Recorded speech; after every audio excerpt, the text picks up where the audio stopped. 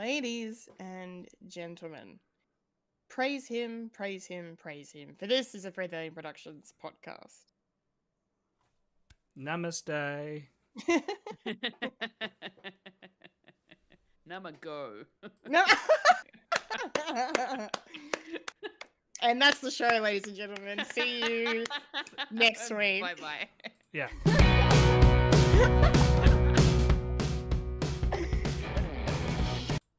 Anyway. Yeah. How about we cue some different music? I don't know what we're yelling about! We came, we saw, we kicked its ass! Finished. I know, Doc. Are you telling me you built a time machine? Kind of a DeLorean? The way I see it, if you're gonna build a time machine into a car, why not do it with some style? Who is this? What's your operating number? Boring conversation anyway. Whoa, we're gonna have company! Loud noises!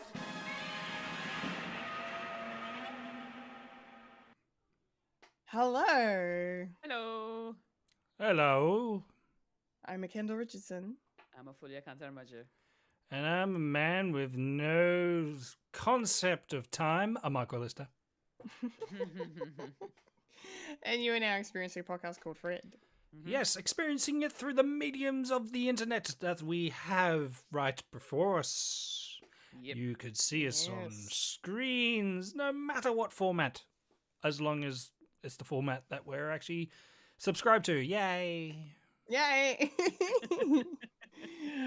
Yay! Yes. So enjoy the experience while you're here with us, friends. Enjoy it. Let's start the show with the weekly watchings. Fulia, please take us through Yes. what you've watched this week. So, I'm gonna say for the past probably 10 days, I've been trying to get my fill of whatever Netflix I can before my subscription ended.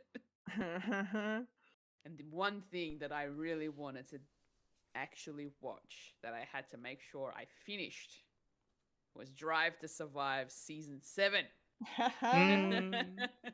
It just released not too long ago, maybe like a week or so ago, in the lead up to the Australian Grand Prix, and it always ends up coming out before then. And my goodness, the drama continues. Where we've lost a great Australian driver. No more. He does not have a seat anymore. Daniel Ricciardo is out of the F1. Yeah. Been a ride. But we have a couple of new Aussies in there. And for the first time, a Kiwi, which is pretty cool. Very interesting. Yes. Bit of a shake-up in the F1 season last year.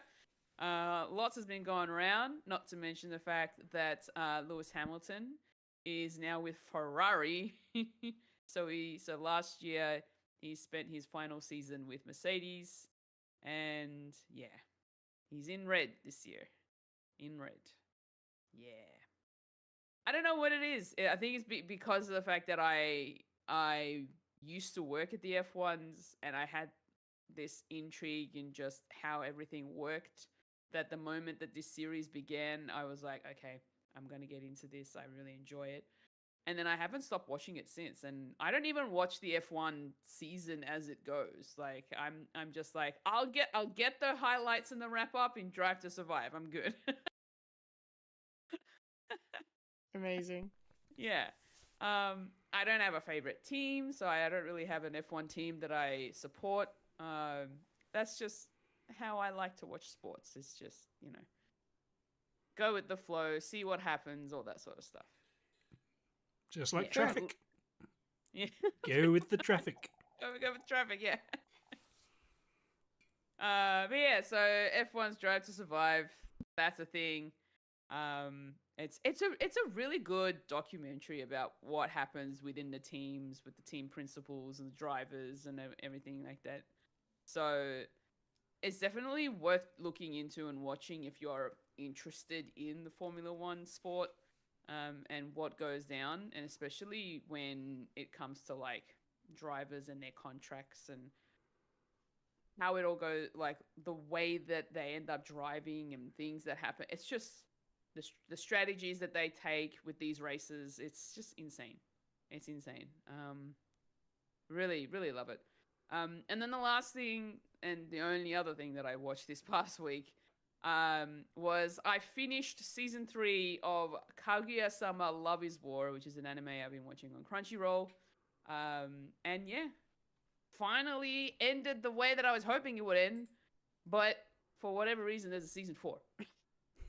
So now I'm like, you give us the ending we want, but you've extended it out for another season? That makes no sense to me.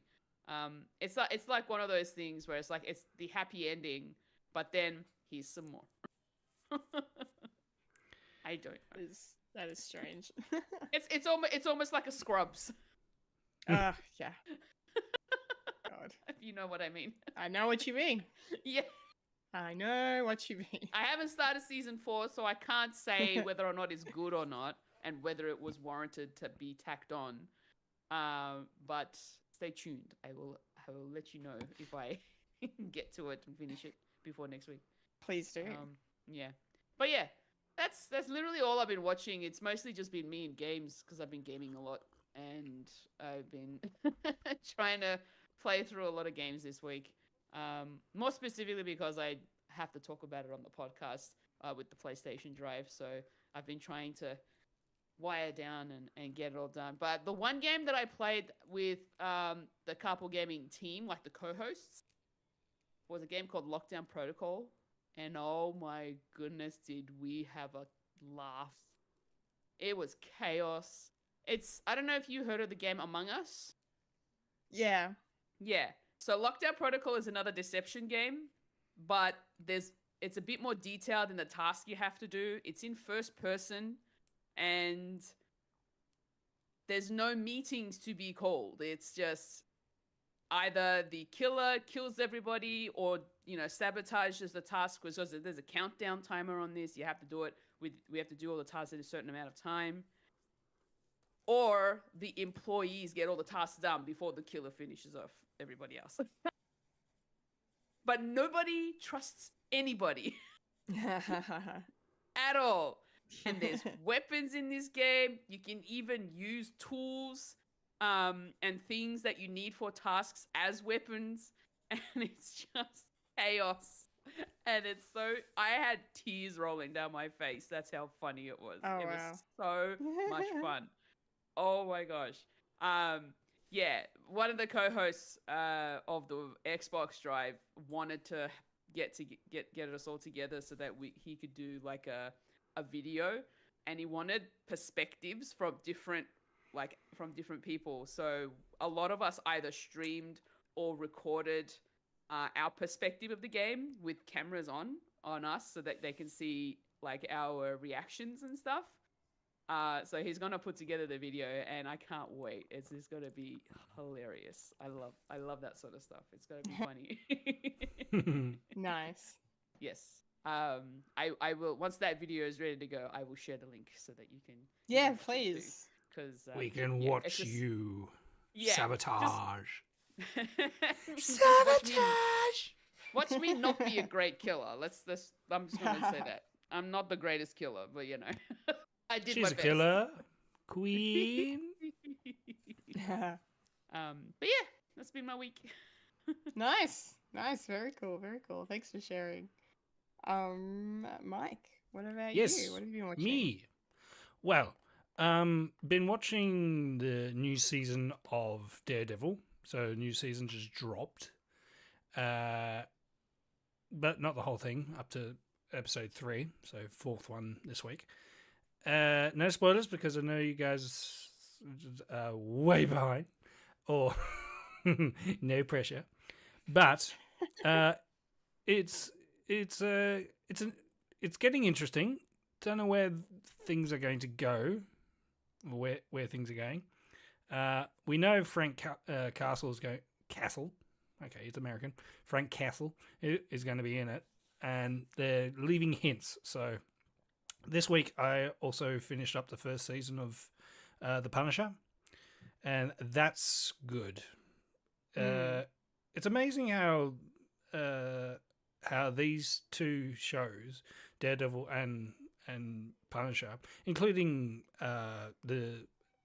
Born Again, is a lot more politically savvy, like a lot more like political, like a political thriller, which is kind of interesting because we just saw Captain America 4, and I think it was Fat Man Beyond. Someone coined that it's the most apolitical political thriller ever. Yeah. Yeah. Yeah. But yeah, and so it's actually quite surprising. It's like they're dealing with certain issues, like can be akin to nowadays, like vigilante justice, and also in the justice system, can it be trusted, and all this stuff. So that's going great, and I was hoping to actually finish the Punisher before before Frank the Punisher is in Born Again, but I probably won't get there, and I probably won't because I'm going to be stepping back on my watchings because I want to be a bit more creative. I'm doing a lot more creative things, so yeah, you can't entertain yourself and create at the same time. It's that ever-ending struggle. Absolutely. Yeah. So yeah, but I did go to the movies this week. I went to see a movie that I've been anticipating, and it's The Monkey. I saw The Monkey. Oh, what did you think? I haven't seen it yet.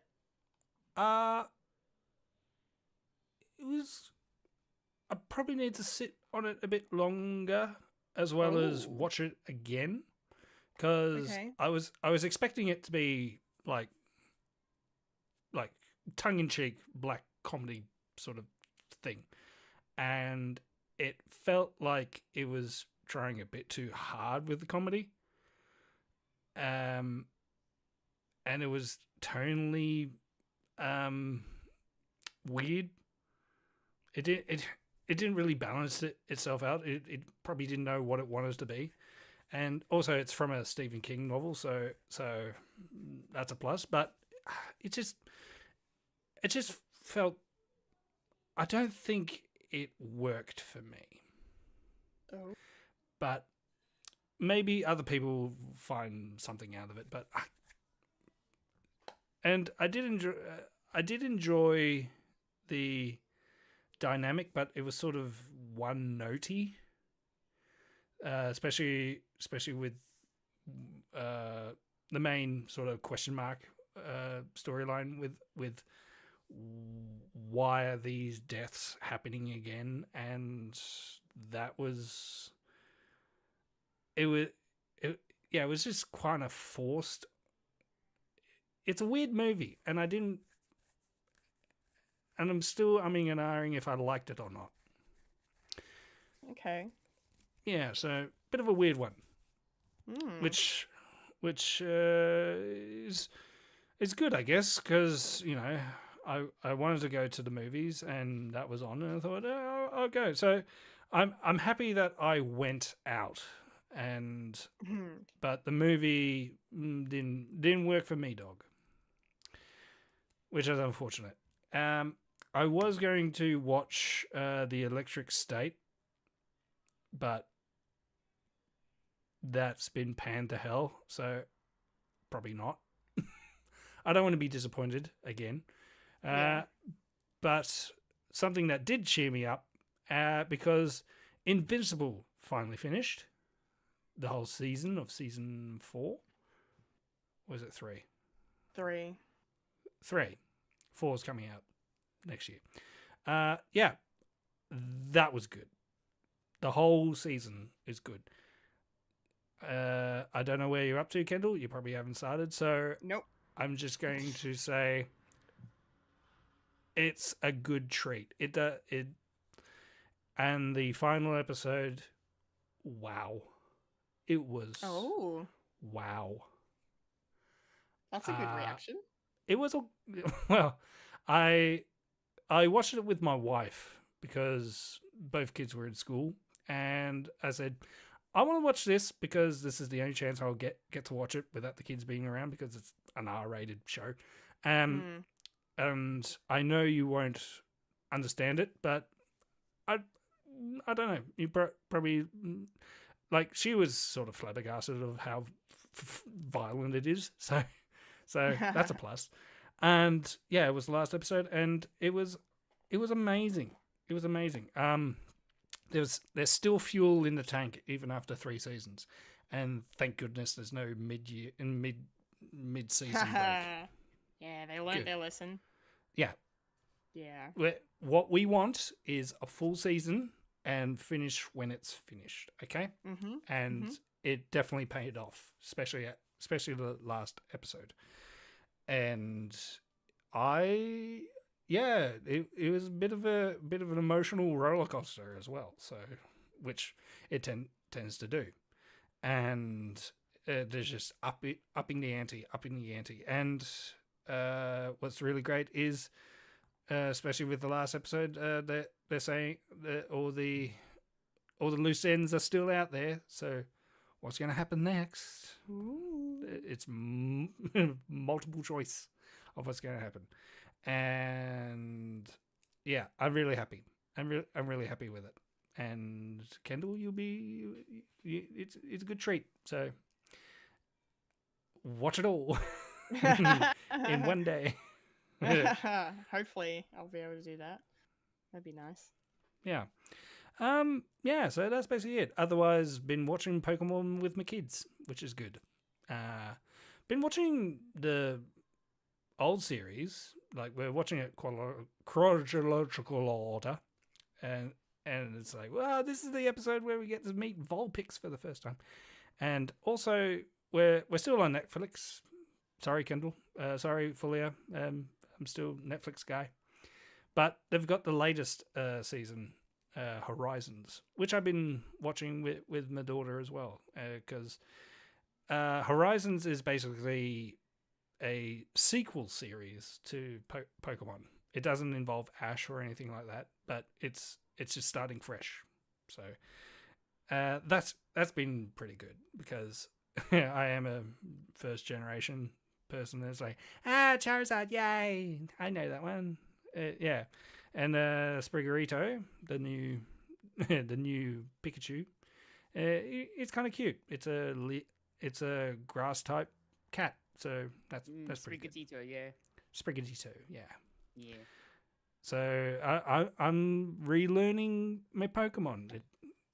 I've had like a 25-year hiatus, so I'm back into it. I'm back into it again. Nice. Yeah. Will I get my kids to start collecting Pokemon cards? Ooh, don't. I still have them. Yeah.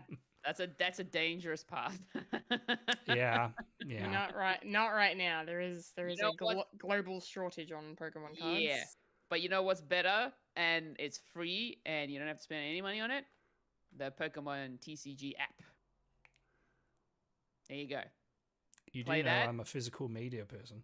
Nah, I know this, but it means you don't have to spend any money. But it's nice and shiny, and I can keep it. Yeah, there's shiny cards in that app too. But I don't want to do it on my phone. But if you don't want to spend any money, that's an option. Save money. It's not the same though. Up to you. I'm just giving you the option. I know.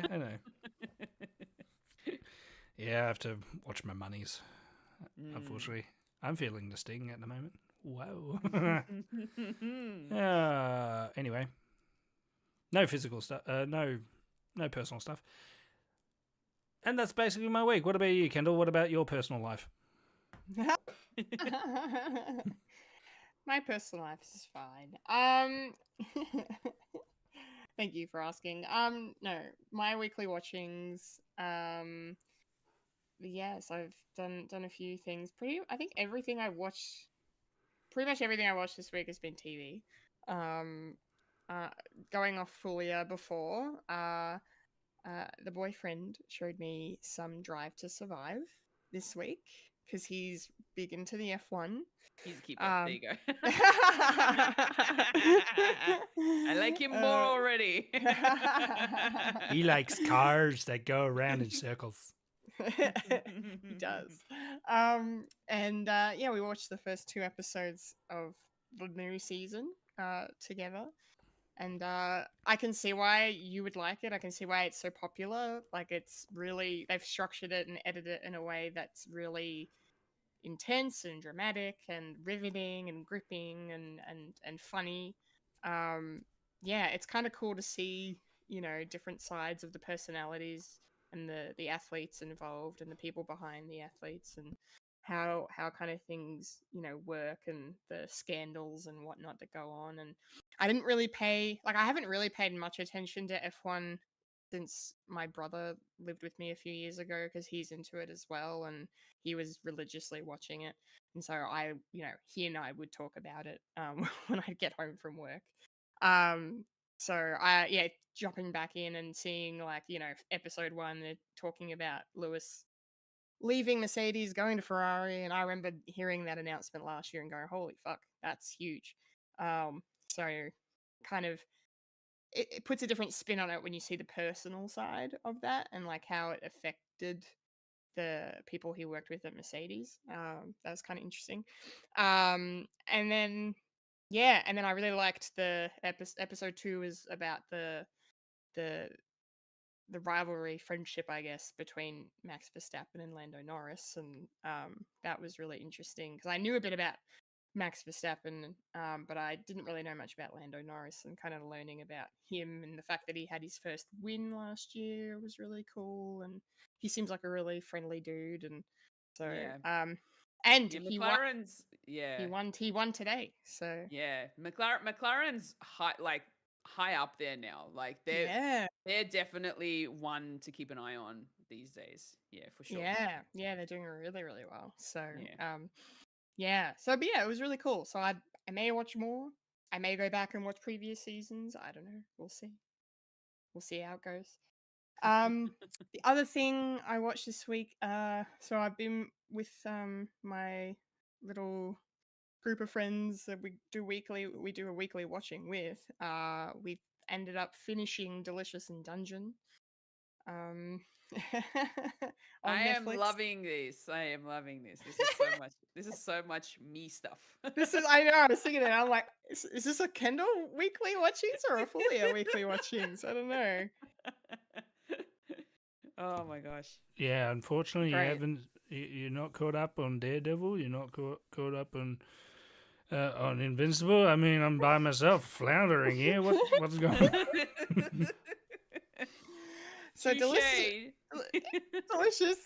in Dungeon was good. As someone who didn't love it immediately, by the time the season was finished, I actually really enjoyed it. Like, the story got better as it went along, and then I kind of found myself like really enjoying the moments when they would, when Senshi would cook the meals and explain all the steps.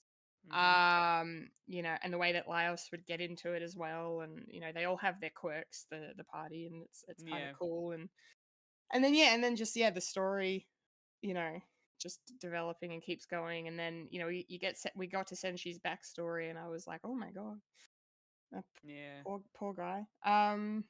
But he turned out all right, so it's okay. He did. But and then them. It's interesting the way where they finished it, because it kind of was like not a cliffhanger, but sort of, it felt like they finished it in the middle of the story. They didn't really conclude the whole season effectively, and we all kind of had a collective, okay, I guess we'll wait for the rest. Whenever that happens, hopefully soon. And considering anime, it probably went through for a couple of years. Yeah, so, but it's a great show. Yeah, it was fun. It was a lot of fun. They've built such a really cool world. Obviously, it's based on a manga as well, but like, it's just really, really kind of like, it's based on D&D, but it's also just fantasy inspired and pulls from a lot of different things, and makes its own mythology in there, which I think is really, really cool. So I'm looking forward to going back to it and returning to the dungeon to see if they can actually save Fallon, Laos's sister, from being part dragon, part bird, griffin thing. Yeah, very interesting stuff. Yeah. Very interesting stuff. Yeah, but anyway, that was good. And the last thing I'm gonna mention, Mike's about to eat his hat because this week I spent watching all of Daredevil season 3 and the first 3 episodes of Born Again. Ah! I retract everything that I said. Damn, Skippy. We can be friends now. We can be friends now. Yes. Oh, that was so funny. I'm just like, no, just let sit on it. Just let the moment will come. let him dig. Let him dig Let deeper. him dig. Let him dig. Oh man. So now I can spoil it for you. Yeah. I mean, well, I don't know. Fully is planning on watching it. I think maybe we were trying to convince her to watch it, so maybe we won't spoil anything. Yeah. So anyway, great. Season 3 was fantastic. I don't know why I didn't watch it back in the day. I think I literally am just thinking I'm putting it down to Defenders was disappointing for me. I didn't like what they did. I didn't like what they did to Sigourney Weaver. And I don't like Elektra. So yeah. Completely stabbed her in the back. Wink. Yeah. Yeah, literally. Quite literally. Yeah. So I think maybe that was why I kind of went off that, because I haven't finished. I never watched Luke Cage season 2 and whatever else was remaining after that. But yeah, Daredevil just had the one season after that, and yeah, it was great. It was really cool.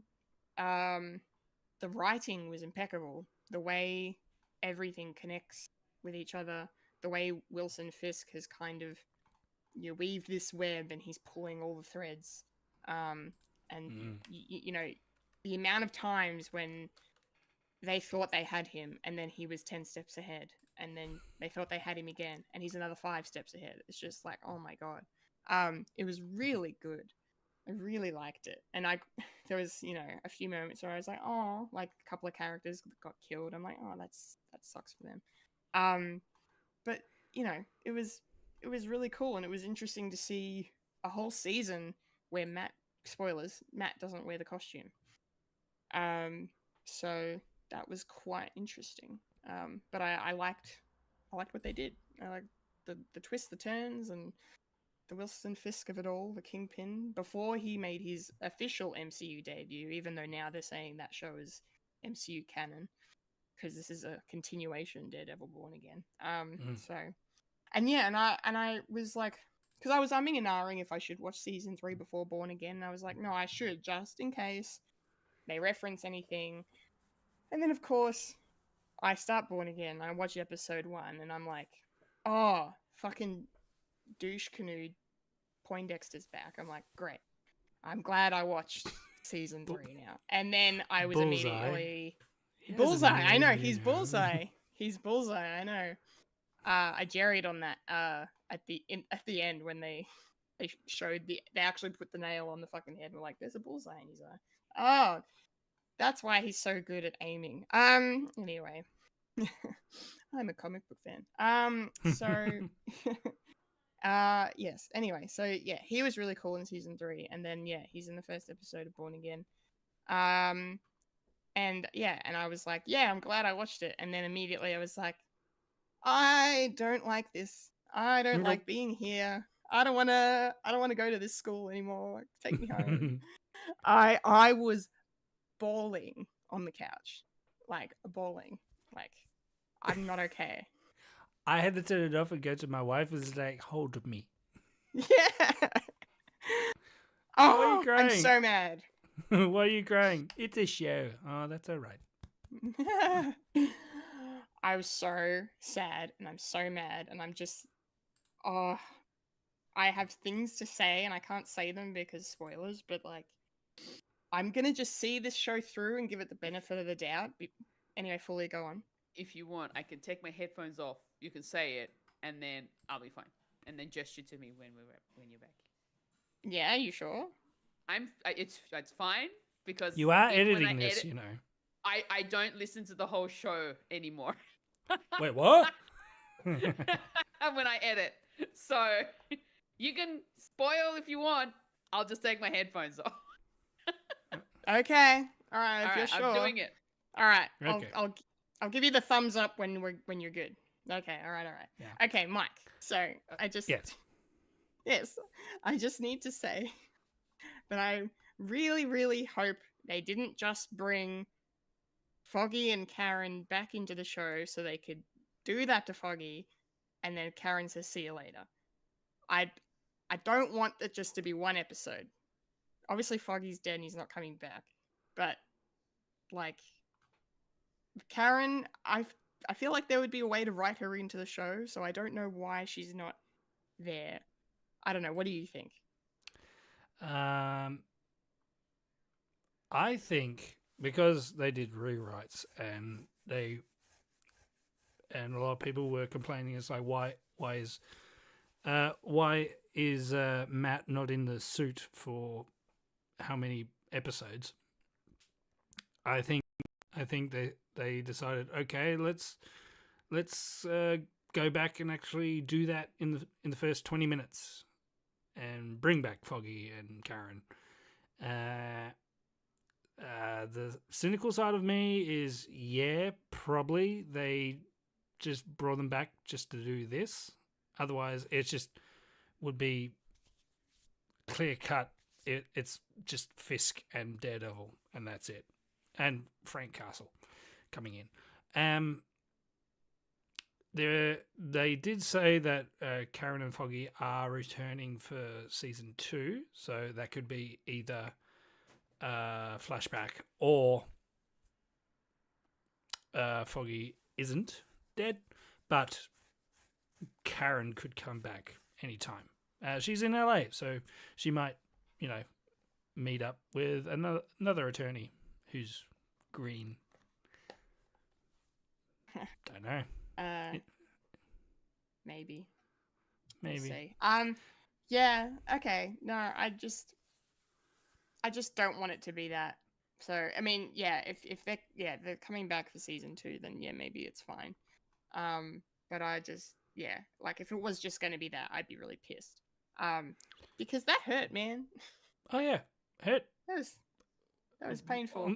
The discourse online is like it hurted everyone. It's like it's ballsy.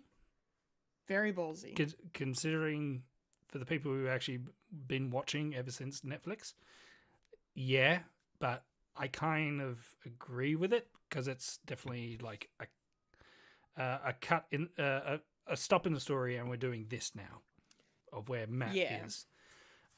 Where it's going, I don't know. Which I'm happy to be surprised of where it's going to go, and not expecting like Spider-Man to be in it or anything like that. Maybe loose ties, but I'm glad that Marvel was sort of deciding to do like, you know what, we don't need that much of connectivity all the time. It can be its own thing. And you don't need like, I think they're coming to a thing is like not everyone's going to be watching everything. Because No, I think they've tried to they're stopping forcing people into that, Yeah.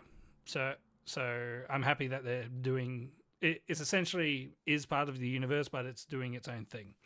And I like the fact that some people with tongue in their cheek saying that Daredevil Born Again is a spin-off show from She-Hulk. That's funny. Yeah. Oh, my sweet summer child. I did like White Tiger. Can we talk about White Tiger? Oh, White Tiger.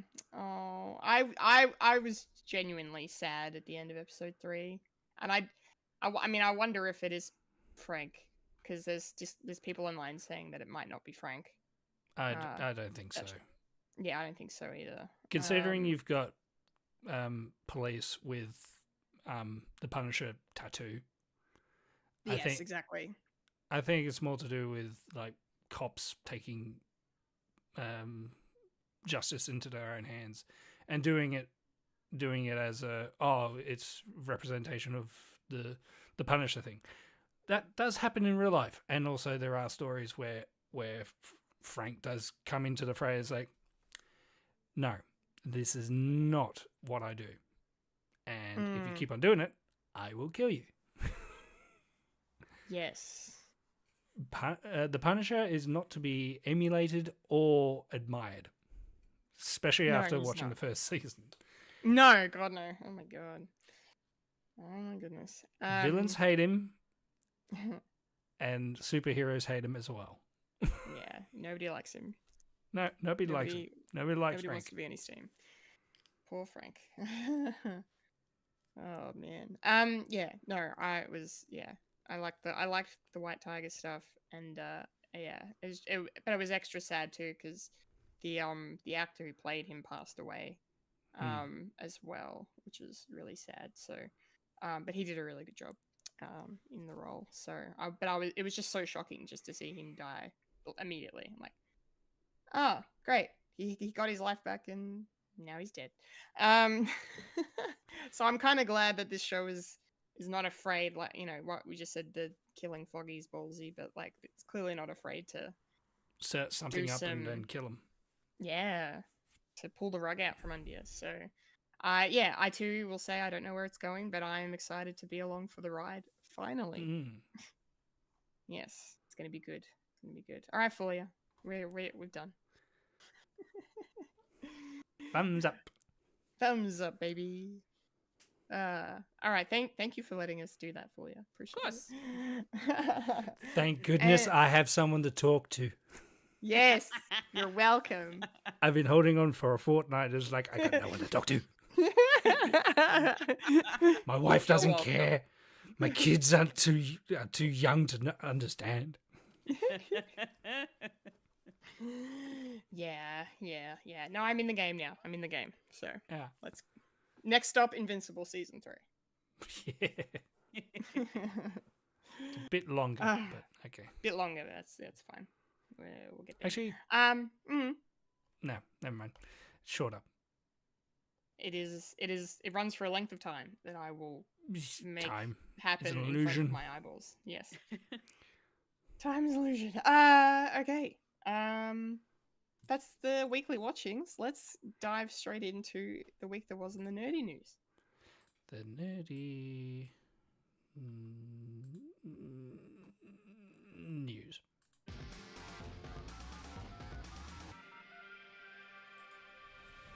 This is the news in nerdy news. The nerds that talk about the nerdy news. That is us who talk about the news that is nerdy. And now the queen of nerdydom, the hostess with mostest, Kendall Richardson. Take it away, Kendall.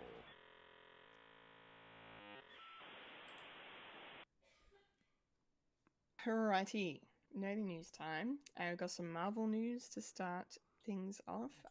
Casting for the upcoming Spider-Man 4 that does not yet have a name with home in the title. Sadie Sink from Stranger Things will be appearing in the movie. They have not said who she's playing. I immediately my brain went to Mary Jane, but that can't happen, I don't think, because Zendaya's character is kind of based on her a bit, because her name is Michelle Jones Watson, MJ. So I don't think they can do Mary Jane here. So one of the other theories is that she might be playing Jean Grey, as the MCU slowly is starting to do more X-Men related things. I would be okay with this. I'm hesitant to go anywhere near the X-Men just yet because the MCU is in a very, very much still kind of in a rough patch at the moment. There's definitely some ebbing and some flowing happening and some good things on the horizon, but I don't know. The X-Men, Fox had a troubled relationship with the X-Men and how they adapted them. So I'm trying to be cautiously optimistic if she is Jean Grey. She's a great actress, don't get me wrong. She's fantastic. If she runs up that hill. She runs up that hill, exactly. If she is Jean Grey, amazing. Whoever she plays, she's going to be good in it. So yeah, I suppose when filming commences later in the year for this, we will get an idea of who she's playing.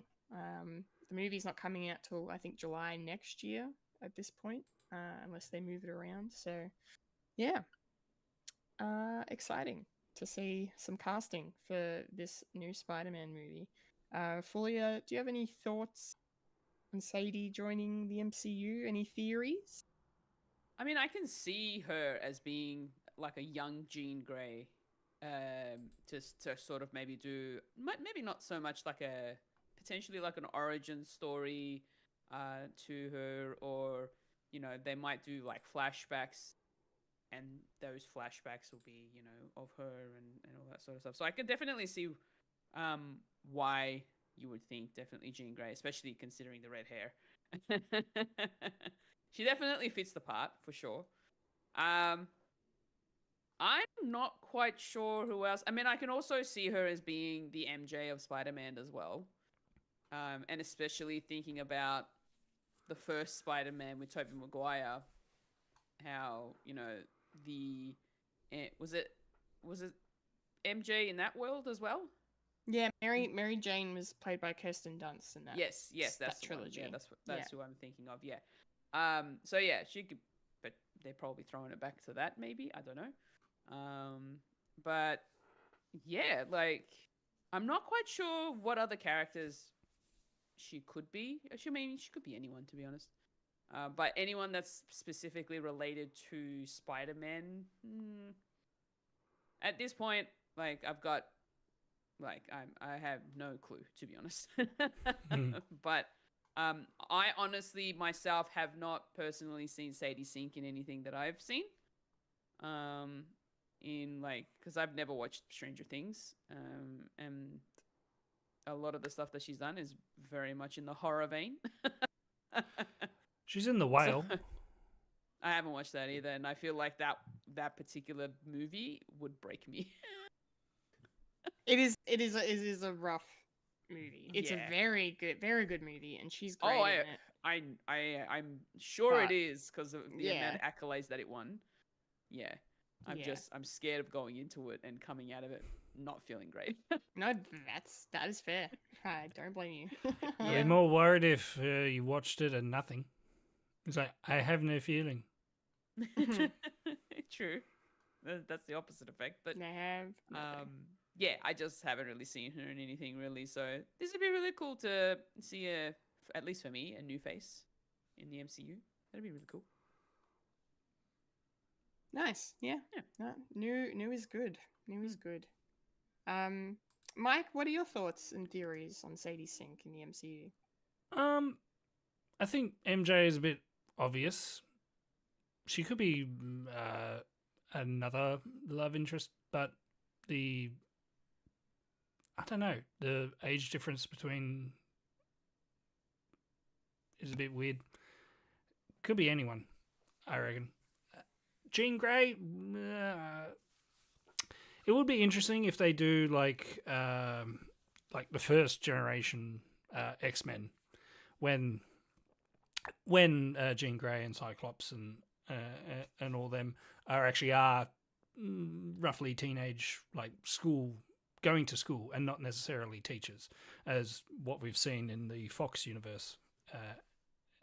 So that will be interesting, and then when they age up, then you can introduce all the other ones as well. I have no clue. I have no theories, and all the ones that have been batted around, I don't think. Black Cat. We haven't had a Black Cat yet. Oh yeah, someone new. Don't know. They could do a new character that hasn't been well adapted, frequently adapted. like when Zendaya is like supposedly MJ, if it's Gwen Stacy, so it's just GS Guava Sync. I don't know. Yeah, I suppose she could be a take on Gwen Stacy, maybe. Yeah. You know, who knows? Who knows what they're doing? But who knows? Spider-Man 4 is going to be a weird one because it takes place in between Doomsday and the other one, Battle World, whatever it's called, Secret Wars. So it could be before Doomsday. It could be like set before Doomsday, like what Captain America was. Miss Marvel. No, not Miss Marvel. Captain Marvel. Captain Marvel. Too many names have got the same thing. Stupid. I'm tired. Leave me alone. No. I'm done. Okay. Thank you. Our next item of news is another fourth installment of something. This time a TV show that is quite beloved, and I'm having many feelings about this because Ted Lasso is officially returning for a fourth season. We need feel good. We need feel good by breaking us at the same time. That's a good point. The world needs more Ted Lassos. So this probably won't be a bad thing. It sounds like the entire creative team will be getting back together for this. I'm pretty sure. So that's positive. But I don't know. They ended it so well for me. Like I was okay with there not being anymore. Like I was sad because I'm like, oh, it was only 3 seasons, but like, you know, here for a good time, not a long time. You know what I mean? So I don't know. Yeah. We'll see how it goes. If it's good, I'll be happy. If it's bad, then well, shit. Shit. Oh shit. I won't eat my words. Yeah. I don't know. I mean, yeah. It'll be nice to see Ted again and see everyone again and what they're all up to and whatnot. But yeah, I don't know. Yeah. I'm on the fence, guys. I'm on the fence. Fulya, what are your thoughts on this coming back? I still haven't watched the show. Oh, come on, do it. You'll love it. It's on Apple TV Plus. It's hard. You can get it on DVD, can't you? Yes, you can. We sell it at work. Discount. It's on DVD and Blu-ray, the entire show. When's your birthday? Yeah. Yeah. No. And no. Look, I'm glad that they're getting another season. I don't know how the third season ended, but if what Kendall is saying is true and it ended really well and it doesn't really need a fourth season, then who knows? Maybe there were some other loose ends that they wanted to jump into and tie off before they ended the show, but or maybe there's something completely different. Just hope it's not another Scrubs. Please God, because this is a Bill Lawrence show, so I don't want that to repeat. Thank you very much. But yeah, there's not much else I can really say, considering I haven't watched it. But I don't know. Who knows? Maybe I will one day. But at this point in time, I'm just gonna float over here. Mm-hmm. Believe. Mike, do you still believe? Do you believe this will be a good season? Is it worth coming back to? I think so. Word is the storyline is Ted is coming back to I was about to say Wrexham. Whoops. No, there's the other one. To Richmond? Richmond, yes. Yeah. coming back to Richmond because they're going to start forming a women's women's team, and so they're going to get Ted back to do that. So that's good because more stories representative and more Ted, and I like that. I mean, that's a show that did make me happy, and I want more of it selfishly. But I think a lot of people want Ted back, so I'm more than happy for it to come back. I don't think it's going to tarnish like the ending was great. I think they're probably just going to say, well, Ted went back home because of his son, and there's been some years in between, so maybe he feels that his boy would be a lot older, so maybe his kid will say, you know what, Dad, you definitely enjoyed this, so I'm okay now.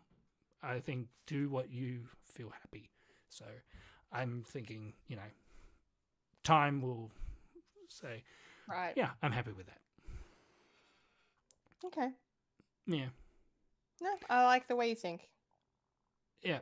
And then we can get justice of why Ted didn't go to Beard's wedding. Why wasn't he at the wedding? His best friend. Questionable. Well. Where are these characters now? The answer. Where are they now? Exactly. We're going to find out. Probably next year sometime. Okay. I think they're filming right now, so yeah, probably next year. Yeah, next year is my tip. Okay. Next in the news. Something else that's coming back, arguably though after a considerably much longer period of time in between drinks. This is Spinal Tap 2. The End Continues. This week they dropped a little teaser that was more of like an announcement, sort of a trailer, to kind of build the hype and give us a release date, which was pretty cool. So there's no official Australian release date yet for it, but in the States it's going to be coming out on the 12th of September. So it'll probably be out here around the same time. And it, apparently, by all reports, the original cast are returning, have reprised their roles, which is going to be fucking hysterical to see. I only recently watched This Is Spinal Tap for the first time, so my timing is impeccable. So that's great. And I really liked the movie. I thought it was really good. It was a very good mockumentary film and very, very funny. And so I really am keen to see what they bring to this sequel 41 years after the original movie. Yeah, we'll see how it holds up as compared to the first one. Yeah, because these long, gestating sequels, they can be a bit hit and miss, as we know. So yeah, I don't know how it goes. I'll probably just look forward to watching it and hoping that it's good. But yeah, but it's gonna be fun to see where they all are now, and to see like how many references to the aging rockers of today we get, because I'm sure there will be many references to like Ozzy Osbourne and Mick Jagger and all of them, and cameos. And cameos. There'll be a ton of cameos. Yes. Good call. Good call. Yeah. I'm looking forward to it. Mike, are you looking forward to this one? I'm pretty sure you are. I think I am, because it was definitely a unique movie. Considering it definitely doesn't feel like an American movie. It was so out of left field, and I did enjoy it. And the same year, there was a comic strip mockumentary thing at the same time. Comic strip was a British television show / TV movie sort of string of stuff that had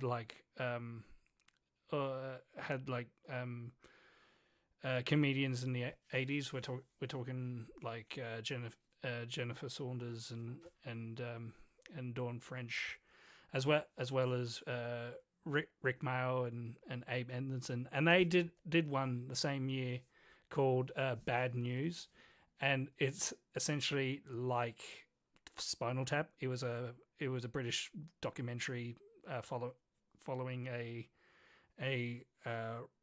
rock and roll band, and no one sort of copied off anything. It was sort of a streamlining of consciousness at the same time. So I kind of like both. So if Abe Edmondson actually did something like a Bad News too, and it's like where these bands now, that would be fun if that happens, but I highly doubt it. Yeah, I'm actually happy with this.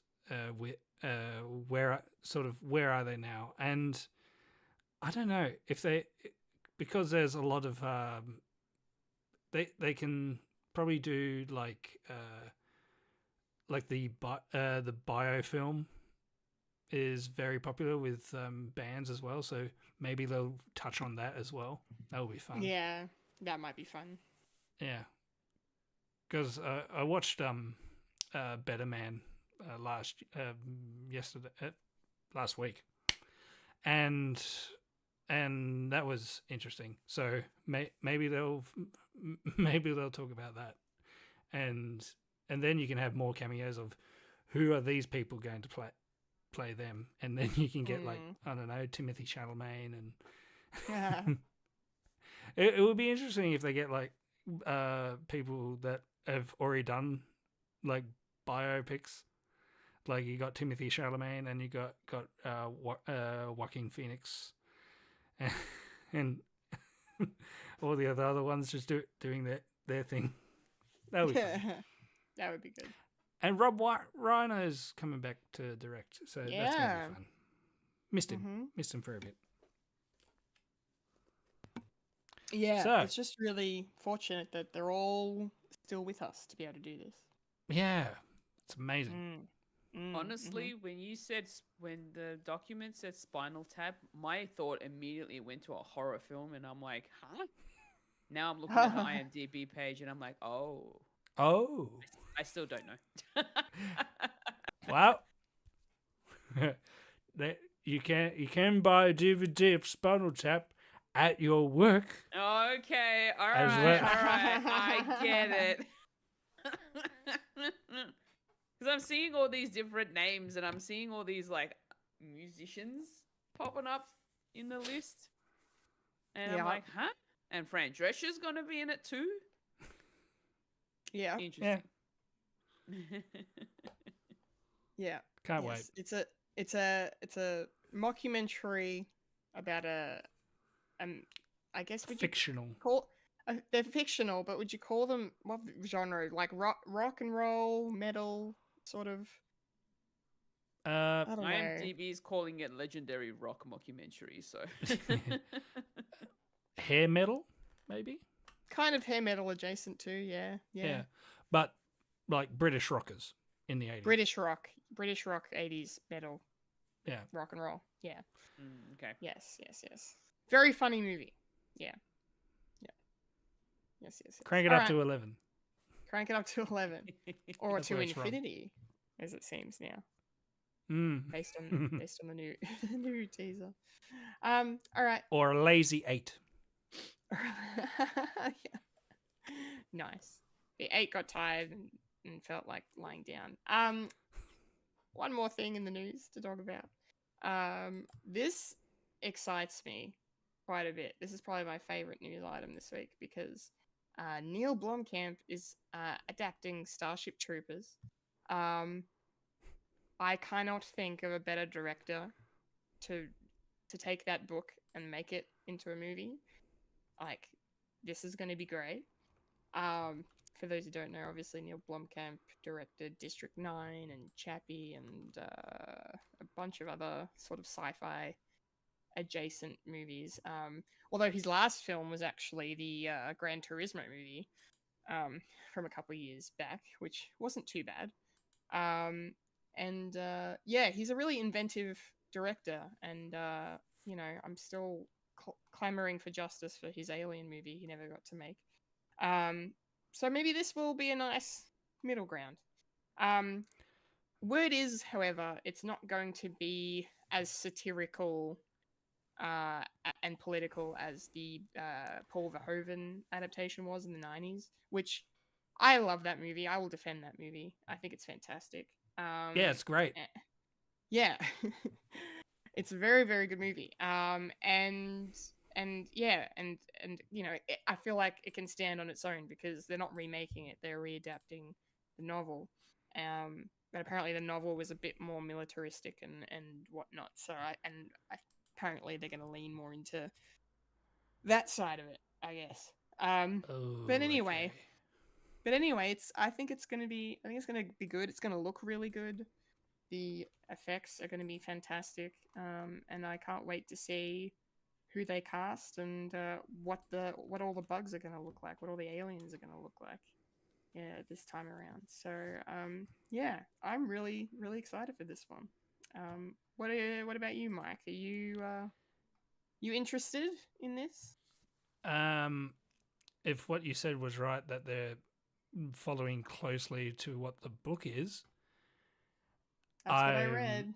I'm not happy with that because the original is like full on right wing propagandist. You think you think the movie, the 97 movie was just tongue in cheek and all throughout? Yeah. Imagine that, but no, it is. But it's legit. Not satirical. It's legit. It's essentially a love letter to like ultra naturalism and all this crap. Like Helldivers, thank God, did something similar, and they definitely pushed it was more satirical than actual thing, and a lot of people on the discourse of people who are like, pretty fashy, loved it because they thought, yeah, America, yeah. It's like, no, we're making fun of you. We are making fun at the thing. And yeah, if they're going to do that, I don't know if I'm going to watch that. Because essentially the original writer was he could be a full-on Nazi. So, I don't know. I'm just here nor there. But there you go. Which is interesting because District 9 was definitely a satirical take on apartheid South Africa. Yeah. So I think it'll be more leaning towards that. But who knows? Maybe they wanted to do like a remake and they were trying to find someone who has like the capability to actually thread that fine line of, yeah, it is satirical, but you don't really notice it until you actually think about it. So, I don't know. That would be interesting. I'll see. Anyway. Anywho, well, we'll see how it goes when it comes out in a couple of years. Cool. That's the nerdy news.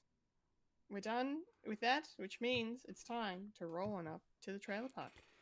The trailer park. Rolling up to the trailer park where we all park all the trailers.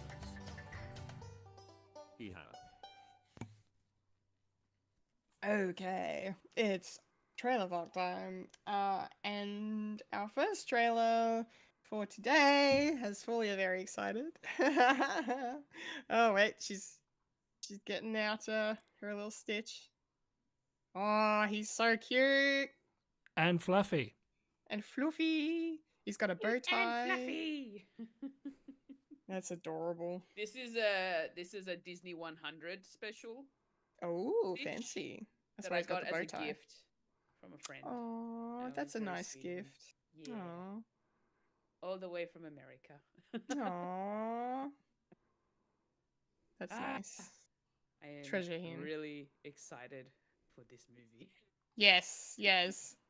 And you are going to have a great time talking about it once I talk about it. But don't I'm worry. scared. No. Don't be scared. Because I don't know why, but I want to watch this. Yeah.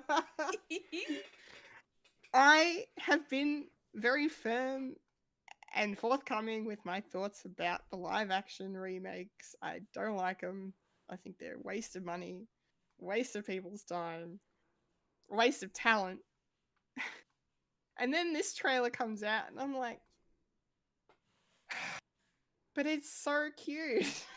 And I'm laughing. Oh, like, I was audibly laughing. I wasn't just like, oh, it was so funny. Like, there was that one moment where he's like dragging his butt along the floor and he just looks up and goes, ah. And I'm just like, oh my God. It's adorable. Oh, yeah. So I still haven't watched the original film. Still haven't. I will. If I'm going to watch this one, I will watch the original one first. Okay. But no, I'm pleasantly surprised with this trailer. I was not expecting to like it at all. And especially because, you know, a lot of people online have been talking about how much they don't want this movie, and people's feelings on the way Stitch looks has been rubbing people the wrong way. I think he looks fine. I don't care. But you know, that movie wasn't part of my childhood, so that's a different story. Yeah. I don't know. I was expecting it to look terrible, and it looks great. It looks fun. It looks like a good time. It doesn't look. I don't know. There's something about it. There's some. It's got charm. It's got a lot of charm and a lot of heart and a lot of fun, humor. So, yeah. I don't know.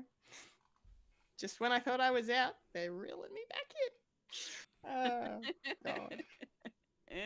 God. Signed in blood contract, Kendall. Remember that. Okay.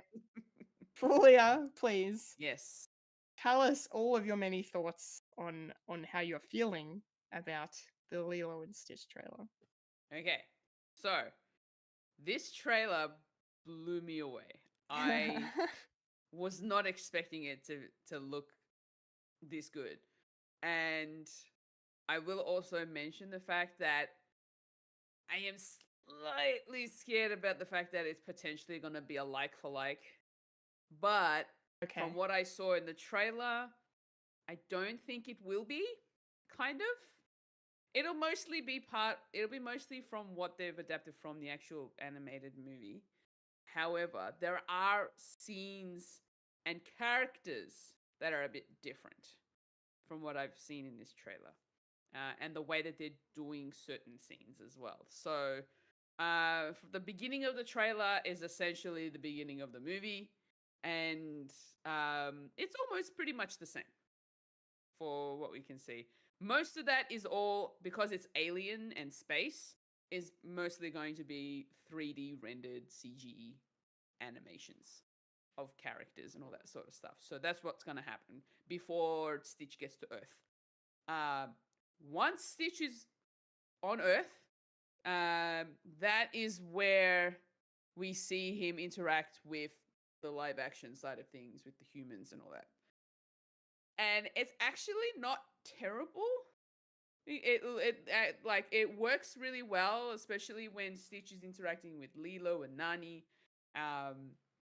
It's actually pretty good. Yeah, it's pretty good. But that remains to be seen. You know, once we see the movie itself, there might be moments where I'll be like, I can see the difference. But yeah, from what we've seen so far, it looks pretty good. I'm wondering if they've decided to drop a character from the animated movie for the live action version. Now, there is a particular alien in the animated movie that actually chases after Stitch because the Grand Counselor asks him to. And his name's Captain Gantu. Now, I feel like, considering that in the movie he doesn't actually try to assimilate himself with the humans or disguise himself in any way, that might be the reason why they decided to keep him out. However, the role of Cobra Bubbles looks like he is going to be taking over the role of the Captain Gantu of chasing after Stitch. Because Cobra Bubbles is supposed to be this agent, like CIA agent type of situation. And he's supposed to be, he's more of the kind of like working with the government kind of thing. Because Nani and Lilo are sisters and they both lost their parents in an accident, unfortunately. And so Cobra Bubbles is supposed to be checking on Nani to see whether or not she can uphold having a job, being able to look after Lilo and being able to cook and clean and all that sort of stuff, like all the responsibilities of a proper parent, like if she can be a proper guardian for Lilo, essentially. And that's what Cobra Bubbles is in the movie, in the animated movie, whereas it looks like it's going to be a bit different in this movie, in the live action. So we'll see how that goes. I'm curious as to how they're going to do that. The other thing I am also curious about is Jumba and Pleakley, who are played by Zach Galifianakis and Billy Magnussen, respectively. And I feel like because they're supposed to look like humans and they're supposed to be like in the animated movie, they're dressed up like humans, but they still look like aliens. But in this live action, they're literally like they look like a human, like visually. Yeah, perception filter. Yeah. But there are like moments where you get to see the alien side on Earth, which is pretty cool. But I think we're not going to be seeing many aliens apart from Stitch in this particular movie, apart from the start and potentially the end. That makes sense. Yeah, it's just so that they can save money on their CG animation. I guess. Yeah. Or, then they cop the criticism of, it's not a live action movie, guys. Yeah, exactly. Yeah. I'm curious to know how Zach Galifianakis is going to be playing the Jumba role, because Jumba has this... Because the person who actually voiced Jumba in the movie is... what's his name from MASH fame? Oh my goodness. I know who he is. You should know. And I know the character he plays in MASH, but I don't remember his actual name. David Ogden Stiers. No. It's David Ogden Stiers. David Ogden Stiers plays Jumba, voices Frank. Jumba in... No, not Frank. Hot Lips. No, Charles. He played Charles in MASH. Radar. Yeah, David Ogden... Shut up. So, David Ogden Stiers put on this kind of like a very Eastern European accent for Jumba, which was really funny. And I kind of liked it. So I don't know how Zach is going to be doing it. So that'll be interesting.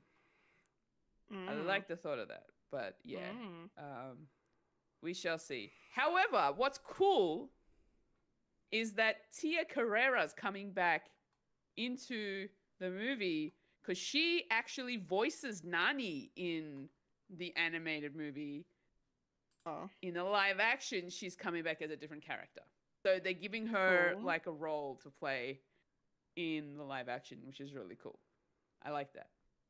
Amy Hill also voiced the character in the animated movie. Now she's in the live action. And of course, Chris Sanders voices Stitch, and he's still got to be Stitch. That's good that they got him back.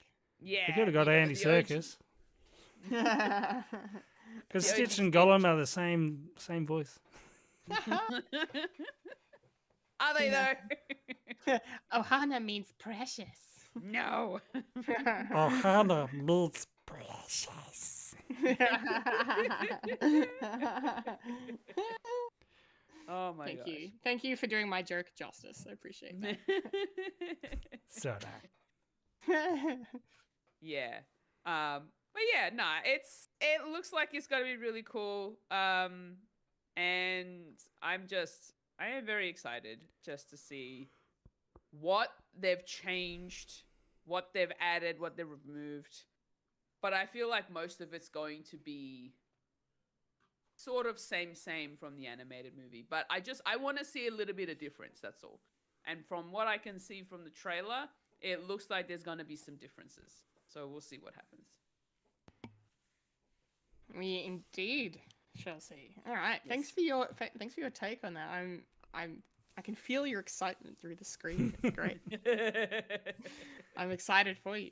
I hope it's good. I woke up to someone tagging me in my Discord channel, a friend of mine. Hey. He's like, I'm going to leave this here for Fulya. I wake up, I see it, and I'm like, oh my God. What a way to wake up. Just the best. Yeah. Just the best. Amazing. Mike, how did this trailer go for you? Have you seen the original film? I have. I also saw it as child, I'm guessing. Not in the cinema, but video all the way back when. Yeah, it was cute when I was a kid. It was like, yeah, it's something to watch. And after all these years, it's cool, I guess. I'm not a huge fan. I don't have a plushie of it in my den.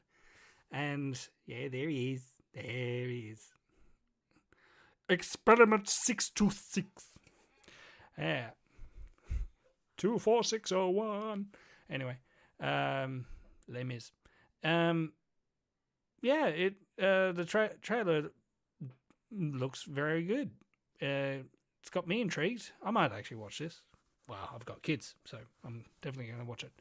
Something to do. And yeah, the discourse online is a bit melodramatic. I mean, they saw Jumper and Peakley, and they saw Peakley's not wearing a dress, and they go, where is he? Why isn't he being his best self and wearing a dress and a wig? You know, bit of representation there. Come on. I suppose you can't really do it because you can't have aliens dressed up as humans, so they have to do the next best thing, which is a shame.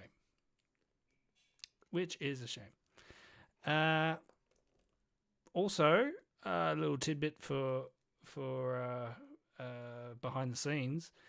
The original third act was, instead of the dog chase, the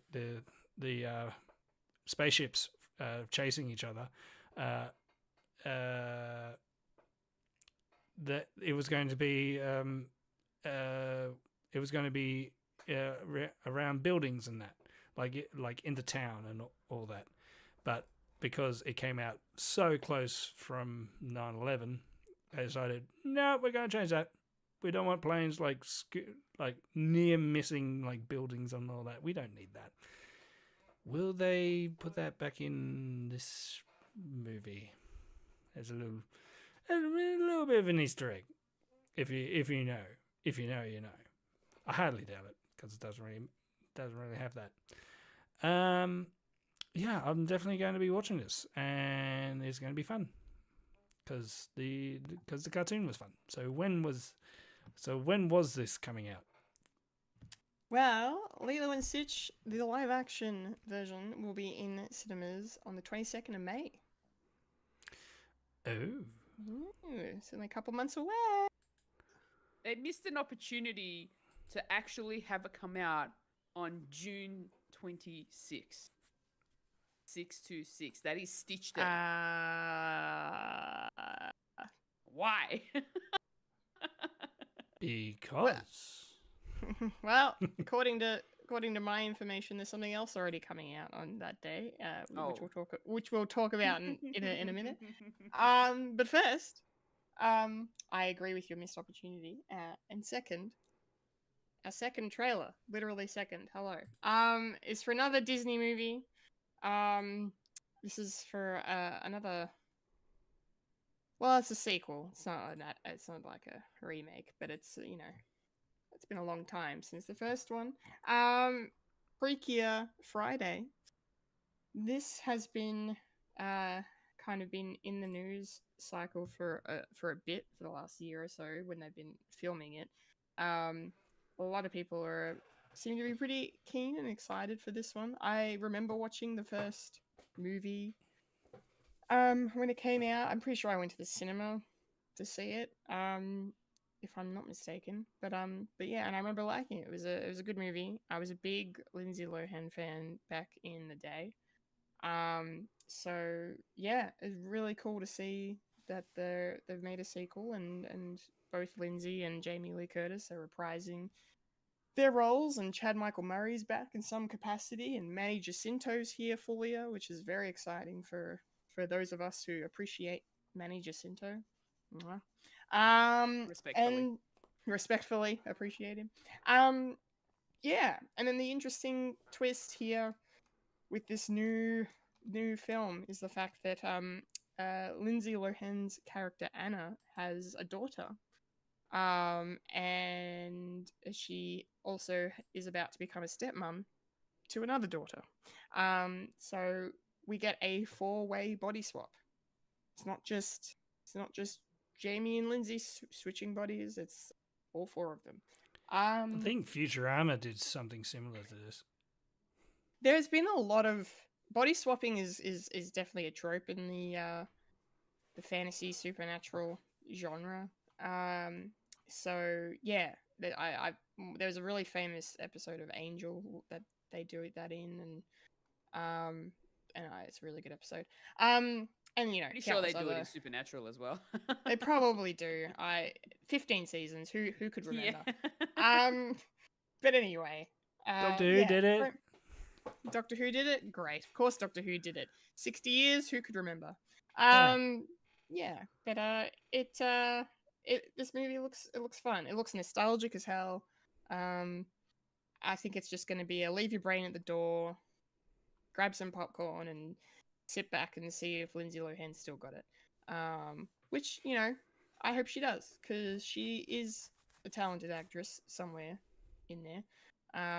And I'm rooting for her. So I hope this is the beginning of a return. I mean, she's been making Netflix movies recently, so hopefully this is the next step up for her, in terms of her career. But we'll see. It's just going to be interesting to see her playing a mum, too, because she's like our age, I guess. Like, she's like a couple years older than us, so that'll be interesting to see.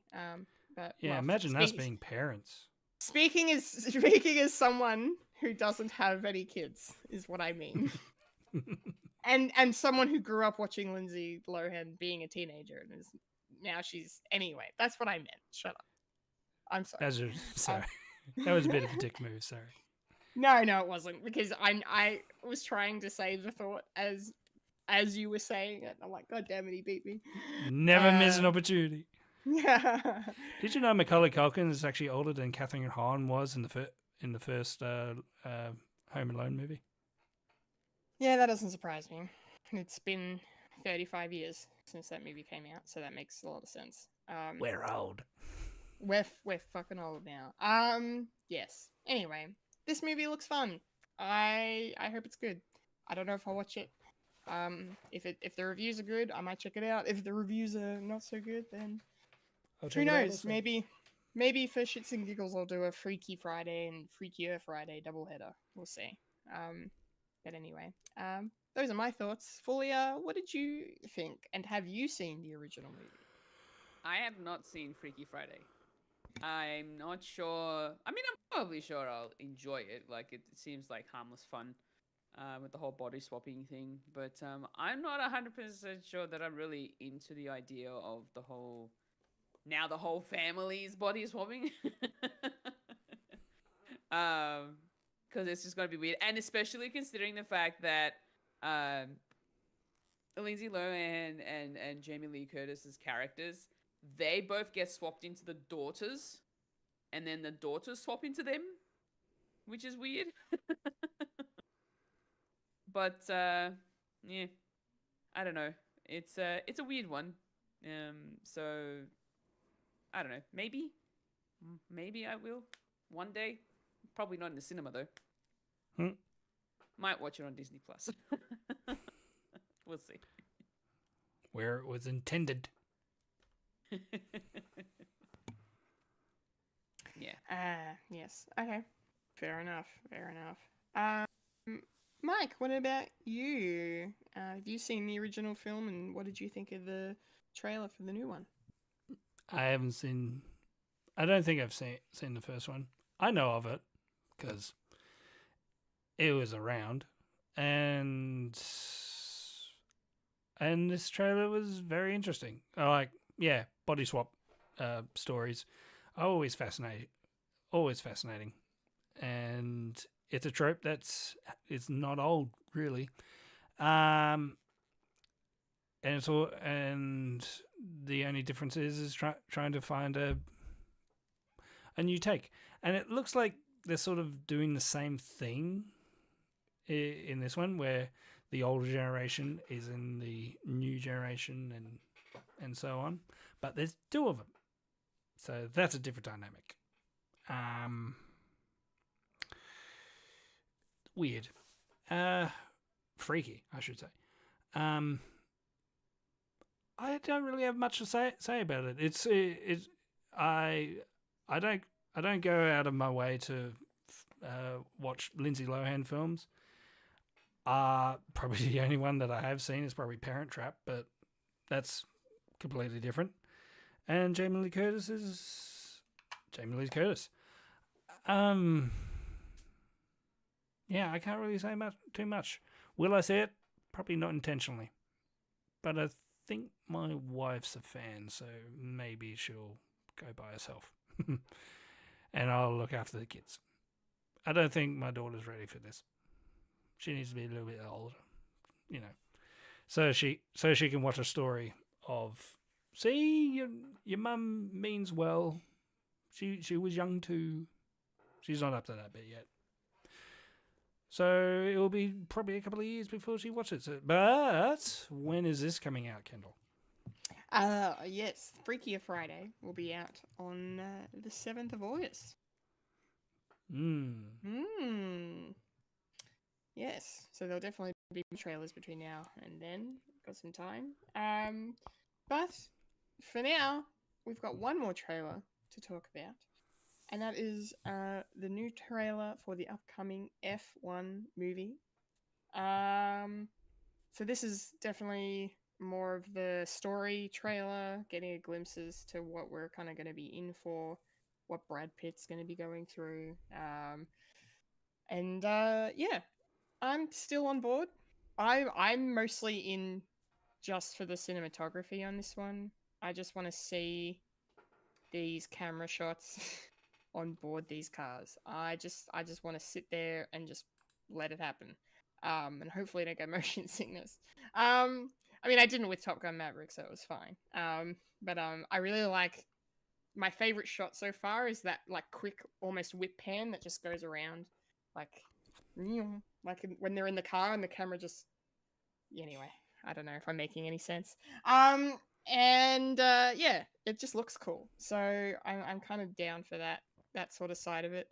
And yeah, and the fact that it's produced by Jerry Bruckheimer is giving me Days of Thunder vibes as well, um, which is fun. But yeah, so I think it's going to be probably a semi-realistic take on Formula One with a bit of melodrama thrown in because there's this rivalry between Brad, the older driver, and then the new rookie coming in, who's the new hotshot. Kind of looks like a Lewis Hamilton sort of a vibe. So yeah, I don't know. It looks fun. I think it'll be good. Yeah. I visually, I just want to see it visually. That's going to be worth going to the cinema for, I think.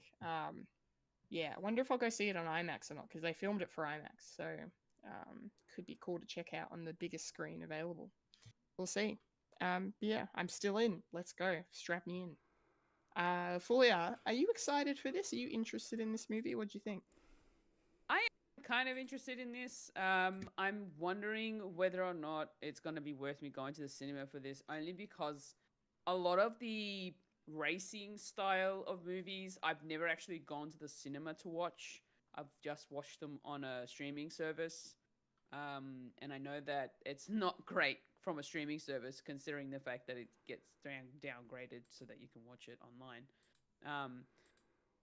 I feel like maybe this is one of those movies that if it's made for IMAX, maybe I should go and see it in IMAX just to appreciate the cinematography of it all, just like you, Kendall, and see whether or not I'd be interested in maybe checking out Top Gun, because I've never watched the Top Gun movie before. I've not watched the Tom Cruise movie, if I want to say that. I've not watched the Tom Cruise movie. I don't know why. Wow. I feel like I feel like maybe the films that he's in are not my cup of tea, I suppose. I mean, you don't mind James Bond, so I feel like you might like the Mission Impossible movies, maybe. Well, that's the thing, right? Like, I've been coming across them at work every so often, and then I'm like, and then I'll see trailers for it pop up, and sometimes, I see scenes, how when you hover over a movie on a streaming service, it starts playing a scene from that movie. It sometimes does that too, and whenever I see a Tom Cruise movie, and I'm like, you know what? I probably would enjoy this if I just gave it a chance. You never know. Nah, stick to the instincts. Yeah, stick to the instincts, yeah. But no, like, F1, considering the fact that I love watching Drive to Survive, and, I used to work at the Formula Ones, and, like, I know what to expect from it. I feel like I might actually go see this in cinema just to appreciate it even more on the bigger screen. Yeah, for sure. Nice. It's a date. Yeah, let's go. All right, Mike, what about you? How are you feeling about this trailer? Does this interest you at all? Nah.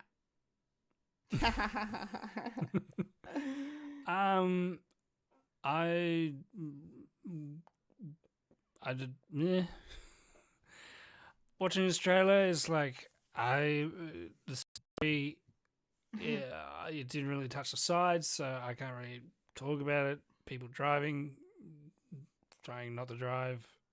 I don't know. It's kind of like a sports movie. I don't need it because. But you watch Ted Lasso. That's a sports show. No, it's not. Yes, it is. Soccer's not it's sport. A sports. Yes, it is. No, it's a sports themed football. show. Football. Footed ball. Football. Yeah, and but racing is a sport too. So should I watch it? Even though I Brad Pitt's annoying. If you're not really that interested in like racing and stuff, like if you've never had a keen interest in watching races and like car races and stuff, then maybe this probably might be boring for you. Yeah, but you're trying to force me into watching something that I don't want to watch. I'm not trying to force you into it. I'm just saying you don't like What are sports you? movies, and then What you are say, you, me? What are you, me, Fulya? I'm just trying, like, I don't want you to be a hypocrite, is all I'm saying. Maybe I should watch that Driving Miss Survive? Daisy show. Yeah, that one. Oh boy. Yeah.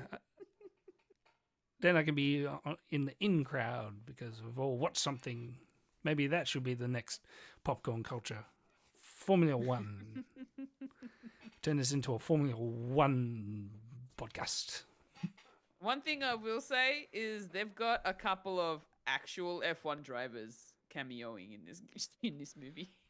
Yeah, and I haven't seen Top Gun Maverick either, but it is interesting that they've actually mounted the camera onto the to the car thing, the Formula One, and doing the quick pan, saying, "See, we're real. We're doing it real." That's interesting. That would be a good thing to watch. Little tidbit for you, Michael. When with the F1 cars, they do actually have mounted cameras, like mounted on their cars for races specifically, especially for media channels and all that, so they can use it as like a point of view of the driver and stuff. So it's actually a thing. So it does actually exist in real life Formula One. But so it's been done before. Yeah.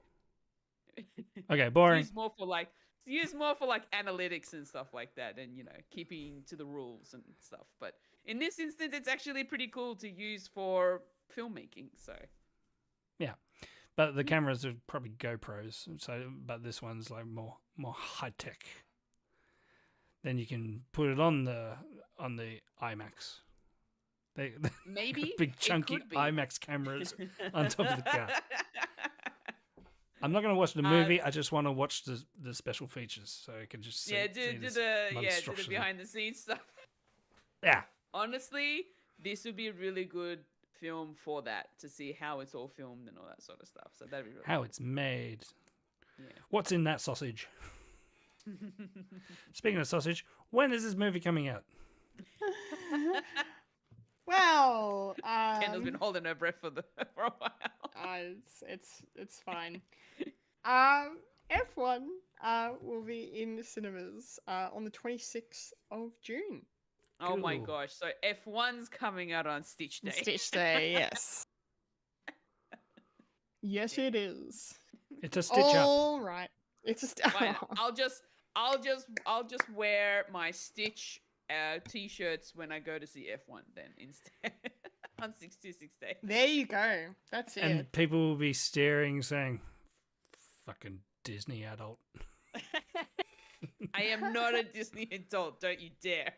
How dare you? How dare you? Oh gosh. All right, that's Trailer Park, guys, which means it's time. Yes. For the wibbly, the wobbly, the timey, the whiny. It's time for Talking Who. We're talking who. Popcorn culture, it's talking who. Hey. Made my own little jingle. I love it. Mr. Plow, Mr. Plow, that name again. It's Mr. Plow.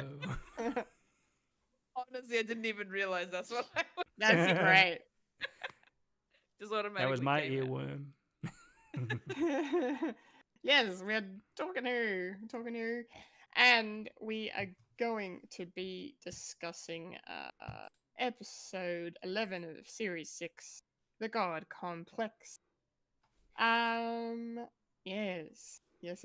Another spooky sort of episode this week. But not totally spooky, like the creepy dolls inside the closet. That we had recently. More psychological. Yeah.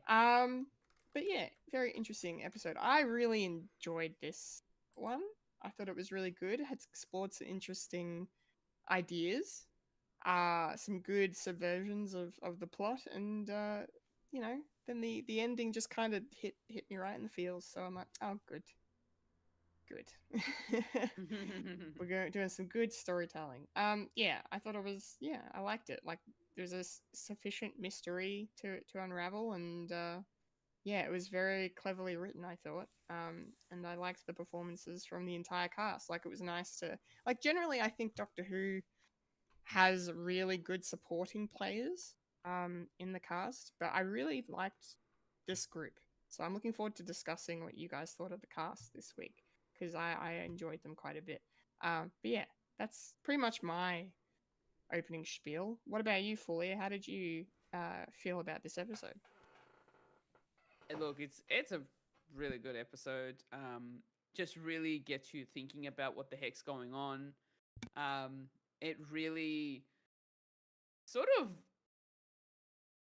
fucks around with your brain a little bit, especially when they're running through the corridors of this hotel, and it just, it looks everywhere they turn, it's the same corridor, it seems, and then they give you that long extent, like the corridors, it's like a never-ending corridor kind of a effect, which kind of then feels like, oh my gosh, I'm in this paradox of a hotel.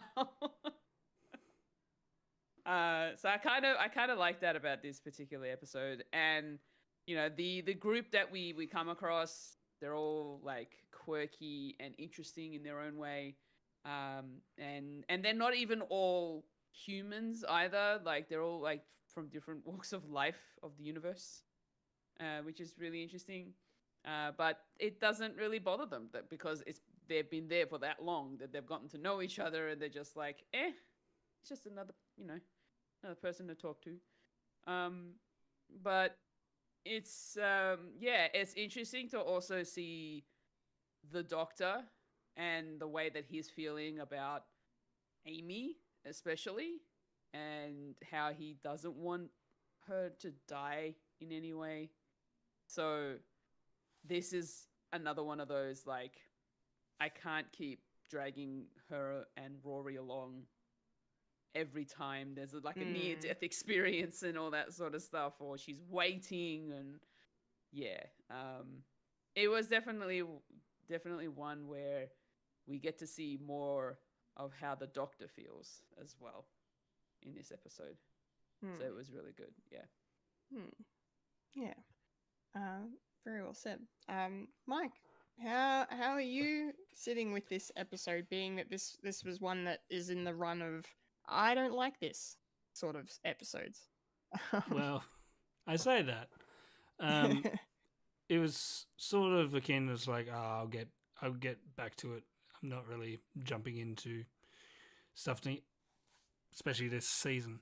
But I think it's this one and the last one are probably the standouts of this season, of people like remembering and not really being part of the overall narrative, which is what this season was going for, of actually having a coherent narrative-driven series, and this one is more of a standalone, and that's the reason why I like Doctor Who more, is when they're not that connected, and you can do whatever you like, and then you can sort of add on with your own headcanon of like character work, especially with this one, with each character, with the Doctor and Amy and Rory, and how this sort of expands their own character growth within the show, and also it's a really good episode to boot as well, of it being more of a fantasy element, as well as a psychological thriller, psychological horror, really, and it takes place. It takes from like Greek mythology, and as well as a bit of science fiction as well, and a bit of Shining at the same time, with these ever expanding corridors and ever changing corridors, and being disorientated, and the way that it was actually filmed is actually quite interesting and great and stimulating to the senses as well. He's sort of in this sort of weird place. So overall, I did enjoy this episode, and I think I enjoyed it back then as well. It's just the overarching story didn't really do much for me, but that's later down the track. And I would happily rewatch this every time, because it's appealing to the one-off stories that I actually quite like. Yeah, it's a good one and done, I think. Yeah, for sure. Yeah, cool. So yeah, we find ourselves in another one of those situations where the Doctor has taken Amy and Rory to a place, whether it was his idea or their idea, and it has turned out not to be the place they thought it was going to be, or something's gone wrong. So, pretty traditional setup. As it always does. As it always does. It always does. Which kind of finally circles back at the ending with, some of what the Doctor says to Amy. But yeah. The premise of this hotel, it's a really, I liked the cold open of the episode. It was a really good way to set up the premise of just kind of scaring the crap out of you and making you go, what the fuck is happening here? Because I liked how they play, and every character that's succumbing to the beast, I guess we'll call it. I don't think it has a name. Or the creature, as is credited in IMDb, apparently. The way that when they're succumbing, they seem to be going back and forth a bit between sense and nonsense, and just, fighting it and then giving in, and this, the way it kind of takes over them is really kind of interesting, and I just really liked how each actor kind of interpreted that as the episode went along. Yeah, it was really cool, and then I liked the touch of the photos of the dead people on the walls being this memorial sort of photo, almost like a graduation sort of situation, or a employee of the month thing, of just here's a picture of them, here's their name, and here's what killed them. So yeah, I thought that was kind of cool as well. But yeah, the twist of the faith being the thing that actually is what the creature is going after was really cool. Probably one of my favorite things of the episode, of just not it just being the fears, because there's so many shows and so many movies do this thing of fear, is the thing that will destroy you. Fear is the mind killer and all that. I was about to say that. Yeah. Yeah, fear leads to anger leads to hate leads to suffering, all that stuff. And so I really like the fact that this episode turned it around and go, actually, the monster's after what you respond to in that moment of fear, which is your faith. What do you believe in that moment of fight or flight? George Michael. Yeah, nice. So I thought that was really cool. So the entire premise of this episode, the setup and the execution of it, I thought was fantastic. It was a joy to watch and to pick apart and unravel as the mystery went on. Fulya, what did you think of the setting, the hotel, and how it all unfolded? Yeah, look, honestly, that hotel just creeped me out. Never want to set foot in a hotel like that. No, no thanks. No. You can just smell the carpet, can't you? Yeah. It smells so old. And then, the whole idea of opening a door and all of a sudden you see your worst nightmare on the other side of that door. I'm like, no thanks, I'm good. But yeah, the whole concept of the whole hotel idea where, they see what they're most fearful of. But then I didn't think, especially considering when we saw the shot of all of the headshots of all the people that have died, and that were like framed on the wall, and it had, I'm assuming it had their fear underneath their names. Yeah. Yeah. So I thought this whole episode was gone, and as the episode sort of kept going, it was going on with its like the creature was actually hunting them down using their fear, and I thought it was the fear that they were feeding on, quote unquote. But then down the track, you know, once it's revealed that it's the faith that it's after. And I was like, that's an interesting one. Okay. And the fact that it doesn't go after everyone, it only goes after certain people. Because it didn't go after Rory, and it didn't go after the Doctor. And the other character that we come across, I think his name's Gibbous. That was played by David Williams. Yeah. Unrecognizable David Williams. Yeah. That was cool. Yeah. It was interesting that it didn't go after them. And I've been trying to rack my brains as to why. And it's probably because they don't have a faith to end. Like, they don't have a belief to something. No. The Doctor kind of explains that a bit. Yeah. So that's right. It makes sense. Yeah. So it was a really interesting sort of setup, you know, the whole hotel ordeal. It is quite unnerving to watch them all get picked off one by one. And especially the moment that they start saying praise him, and I'm like, oh no, here we go. So yeah, no. It's definitely one of those episodes where it was really interesting, but it's also just, you know, a bit uncomfortable. Don't like this. I don't want to be picked off because of my fears. Yeah, that's fair. We don't want to be in that position. No.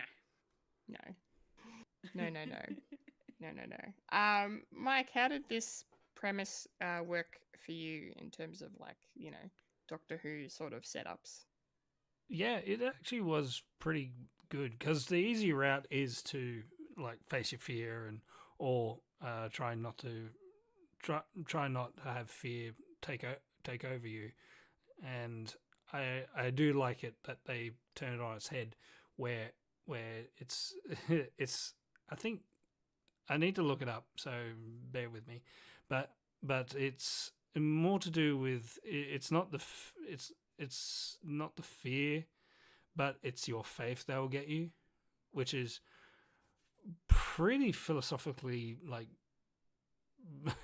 stilted for a show, and it's quite an interesting sort of take, especially with a Doctor Who episode, how that could have been like a whole thing. But and this whole premise of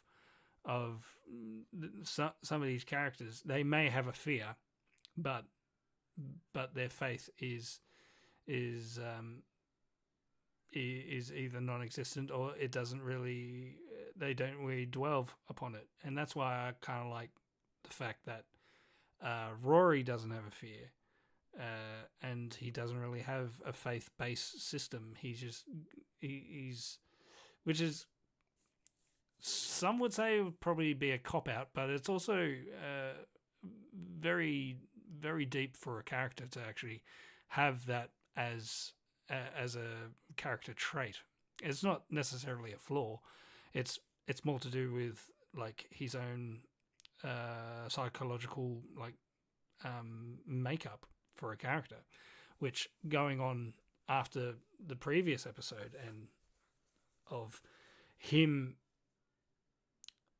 trying to decide which Amy he wants to save. It's more going towards that Rory is a good companion character, where he's more he's not necessarily like he started off as like the bumbling, like he just tagged along, but he's more or less finding his own sort of position within the TARDIS crew, which is actually good. And I did like the premise that all these other characters have their own unique sort of thing, like with Gibbs as well, of being a creature, being an alien creature that is subservient and wants to be taken over, and that's why and that's why he sort of got got the boot in with the Doctor when he was saying it's like it's not a strength, what you're doing is cowardice, and it's more so it's not necessarily his belief, it's more to do with his vital flaw as as a person. So that's great. So in a way you can sort of turn it on. He could have been the villain in a way, like setting all these other people up just to save his own skin, which is a good red herring, I reckon. Yeah, I agree. I wondered if they were going to do that when he let Howie kind of escape. I was like, oh, what's going on here? An opportunist. Yes. An opportunist, yes. Fuck them people. Well, speaking of them people, shall we talk about the cast, the supporting characters that we have at the hotel? I'm like I said, I'm a fan of all of them. I thought they all brought really, cool performances to the show, and I particularly enjoyed Rita and Gibbous the most. Rita, for her rapport with the Doctor, she and the Doctor got along really, really well. And she almost felt like a companion in a way. And I thought that was really, really cool. That, she kind of was playing on his level a little bit. Like, she was clearly very intelligent and just had a nice attitude about the whole thing. So I was really sad when she let herself be taken by the creature. Which part of me was like, why did she do that for? Was she trying to sacrifice herself to somehow lure the creature away from the others, or was she just doing it because she'd started saying praise him, and she's like, oh fuck, I'm doomed anyway, so I'm just gonna get it over and done with? I don't know. Either way, still sucked, especially that moment of the Doctor just watching her, begging her through the phone, through the screen, please don't hang up, please don't give up on this, I can still save you. And which calls back to the previous conversation they had where she said, you've got a god complex, because she's like, why do you have to save us? Why does it have to be you? Which I thought was really cool.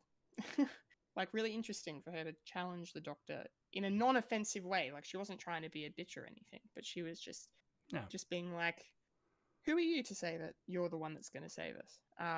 Aren't you just as trapped as we are? So I really liked Rita a lot. And then Gibbous was great because, well, David Walliams is fantastic. Very funny, but I really liked a lot of his little lines about his race and how they love being conquered. They're just like, we just get invaded, and I just want to go home and help prepare for the next invasion by planting trees so they have shade to walk under. I just thought that was kind of as they conquer. I thought that was really funny.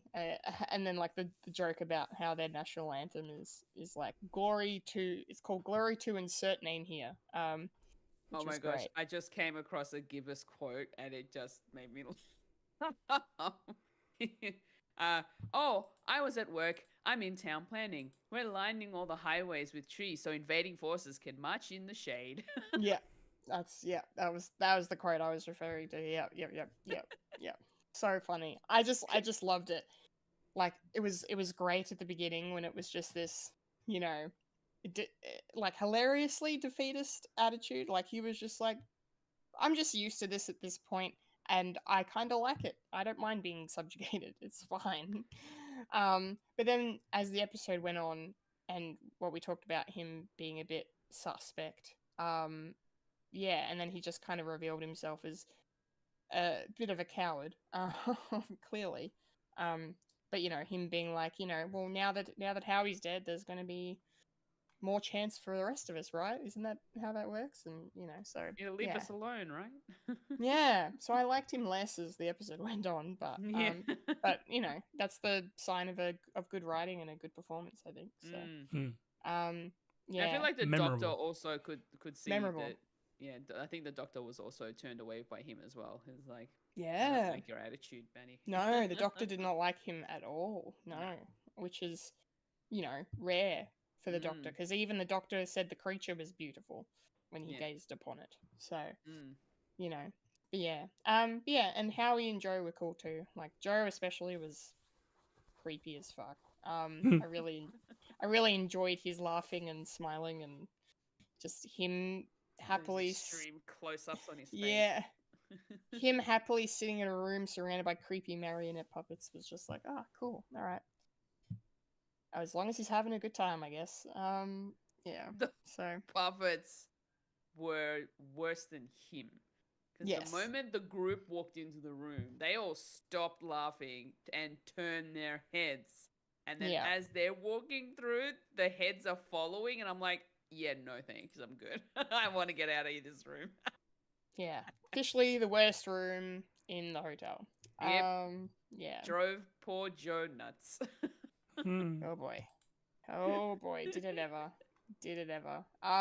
Fulya, what did you think of all the characters here that we got to see in this episode? They're actually quite interesting characters. I agree with you when, you know, Rita was probably the best of the group, and you know, poor Howie. I thought he was gonna pull through, but no, unfortunately.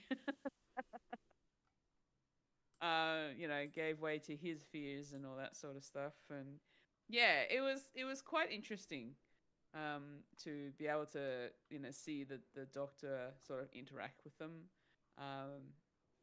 and yeah, it was just, I think Gibbous was a good character to show that people will do anything even when they're scared, kind of a thing. And like, there was also an interesting sort of character in terms of what they look like as well. Like that you know, Gibbus's race was an interesting one. It kind of looked very sort of, I don't know, kind of like a beaverish, or even a Who from Whoville. Kind of. Had that kind of snout thing happening, you know? So yeah, no, these characters were really interesting. Just watching them interact with each other. You know, Gibbous just giving into his fears and letting go of Howie, even though he was supposed to be, you know, tied down to the chair. Yeah, it was, yeah, like you pretty much touched on it already, Kendall. They were really interesting characters. Indeed they were. Mike, your thoughts on the supporting players here? Yeah, I did like the fact that how each of their characters had a different belief structure. With Joe, with his gambling, and is like, oh, I've got the horseshoe, and it's like I believe in superstitions and all that. Luck. And then with Howie believing in believing in like conspiracy theories and all that, and how it's his belief, and it's how it's overrun. Imagine that, people's belief of things that aren't real being a constant thing that always happens. And yeah, and Rita with her actual religion is actually quite refreshing as well, because this came out in 2011, and and with her Islamophobia just being on the rise at this present time, and still going on to this day, it's just refreshing that even with Doctor Who just sprinkling a little bit of representation, like it always helps of just a future generation to say, hey, it's people believe what they believe, so just leave people alone. So I applaud that. And yeah, just I like the fact that there's like a nice grab bag of different sort of variations of what this episode was going for, of belief and faith and how all of it can be your demise. So don't believe in anything. I don't believe in anything. No, I secretly do. I don't divulge. Secretly. It's my own personal belief. It's yours. It's mine. It's my special thing. Praise him. Praise him. Oh no. Oh no. Oh no. Embrace me, my horny demon. Honestly, can we talk about the Minotaur? Yeah, I was thinking we should talk about him. Yes. Yeah. I for whatever reason, when we first started seeing glimpses of the Minotaur come through onto screen and stuff, for whatever reason, I thought it was going to be what's the Satan? The devil? Yeah. For whatever reason, I thought it was like gotta be, Satan for whatever reason. But then the Doctor mentioned Minotaur, and I'm like, oh yeah, I see it now. Oh, sorry, Minotaur. Minotaur. Yeah, I was gonna say Minotaur. Interesting. Yeah. Because they're British. Yeah. It was Vitamins. interesting that the Doctor actually wasn't afraid of this Minotaur, and he just wanted to help it. And that kind of made me feel a little sorry for the Minotaur as well, considering the fact that this Minotaur doesn't want this to continue. It wants it to stop. Yeah. Right? But it's something that it can't help itself from doing. So whenever it happens, it just happens, and then it's got no choice. It just does it. And it was just really interesting to see the way that the Doctor was behaving with it, and being like trying to help it however he can. And yeah, but you know what I liked about the Minotaur? Those glistening blue eyes. Holy moly, those blue eyes were gorgeous. And and then, whenever the Doctor was talking to the Minotaur and the Minotaur was trying to talk back, it was really interesting, some of the stuff that he mentions as well. Like, he had a quote, "An ancient creature drenched in the blood of the innocent, drifting in space through an endless shifting maze. For such a creature, death would be a gift." What a line. Yeah. Very powerful. Yeah. Mm-hmm. Yeah. What did you think? What did you think of the Minotaur, Kendall? Yeah, I agree with you. I liked what they did, and the fact that it wasn't a traditional one-note monster. Like there was more to the Minotaur.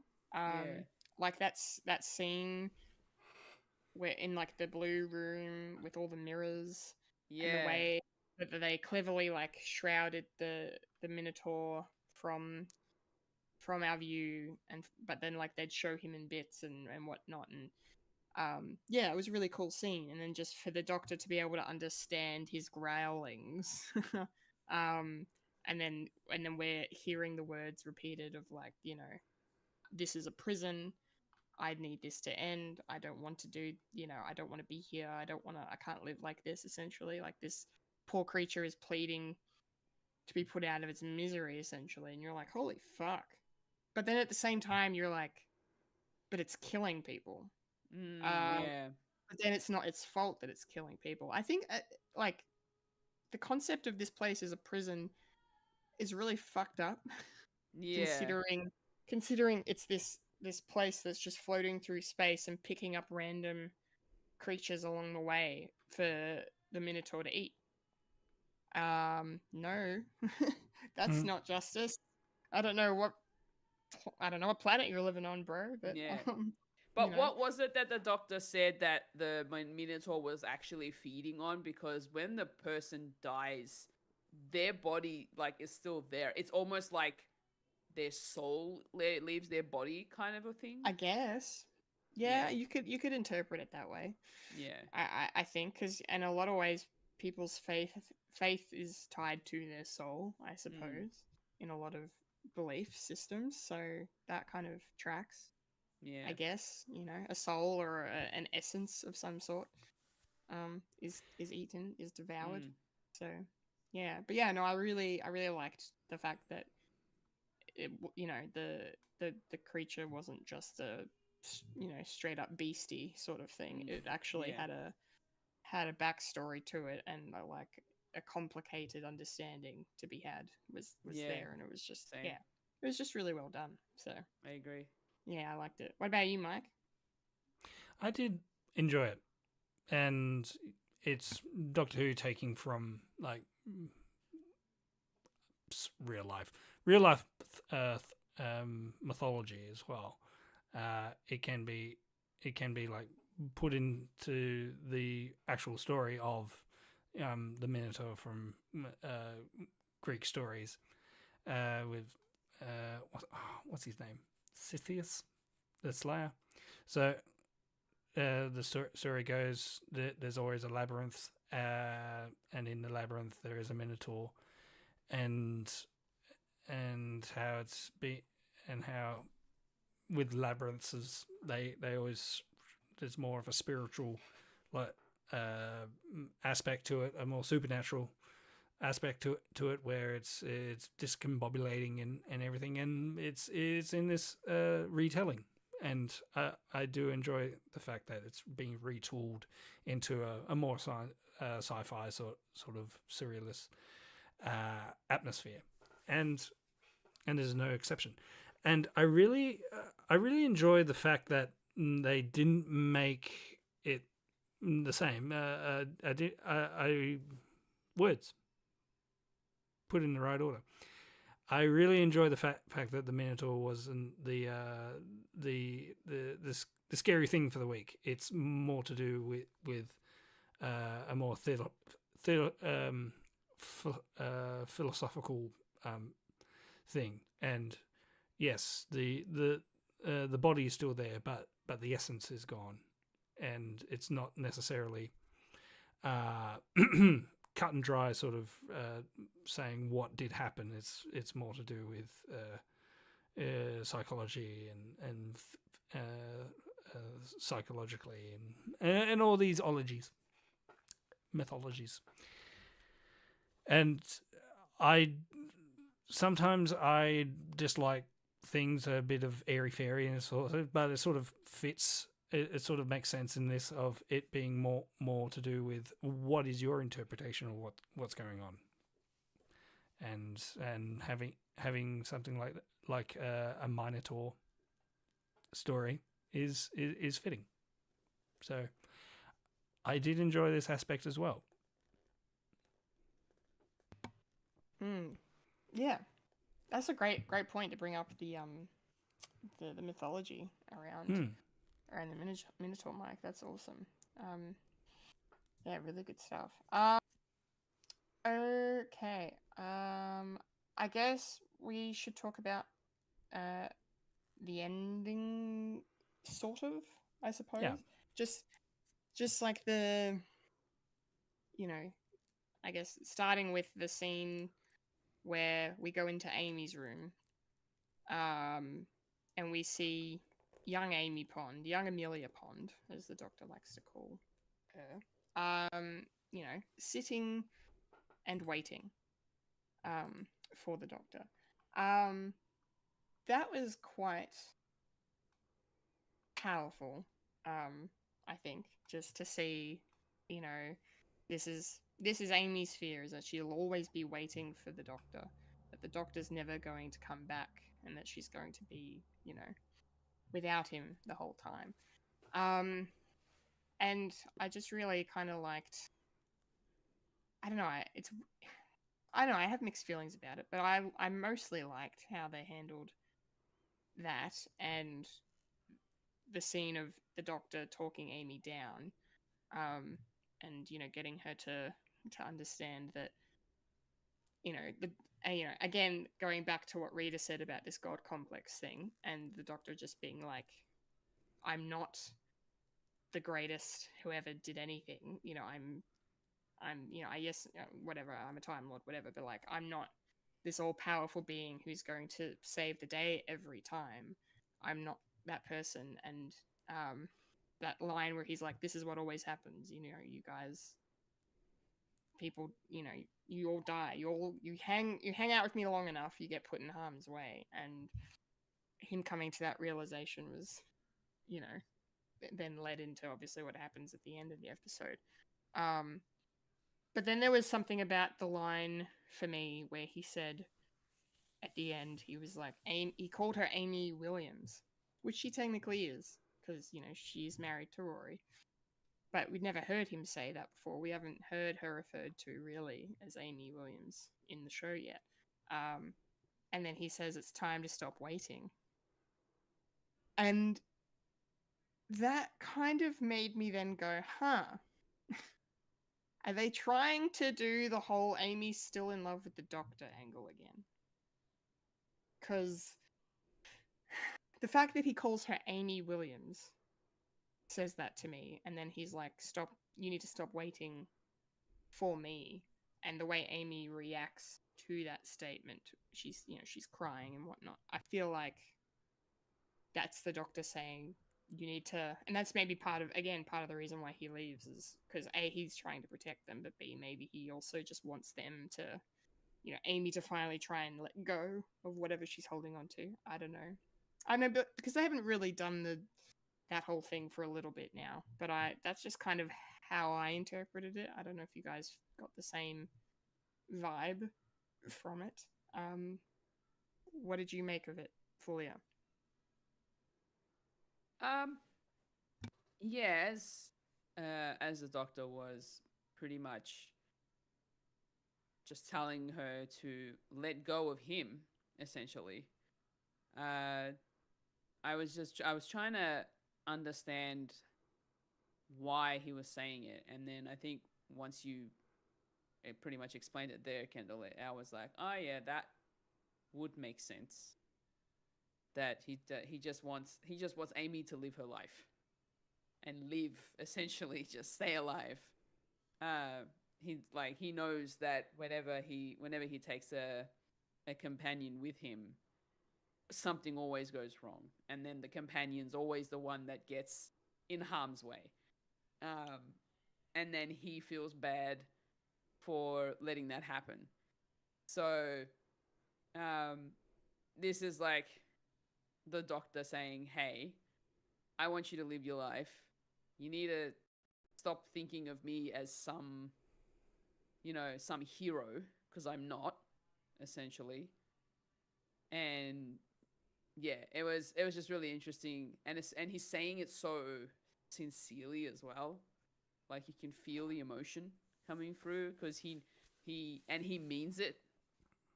And then just seeing the look on Amy's face, and I like how they kind of intertwined, you know, adult Amy with kid Amy, sort of as he's talking to her.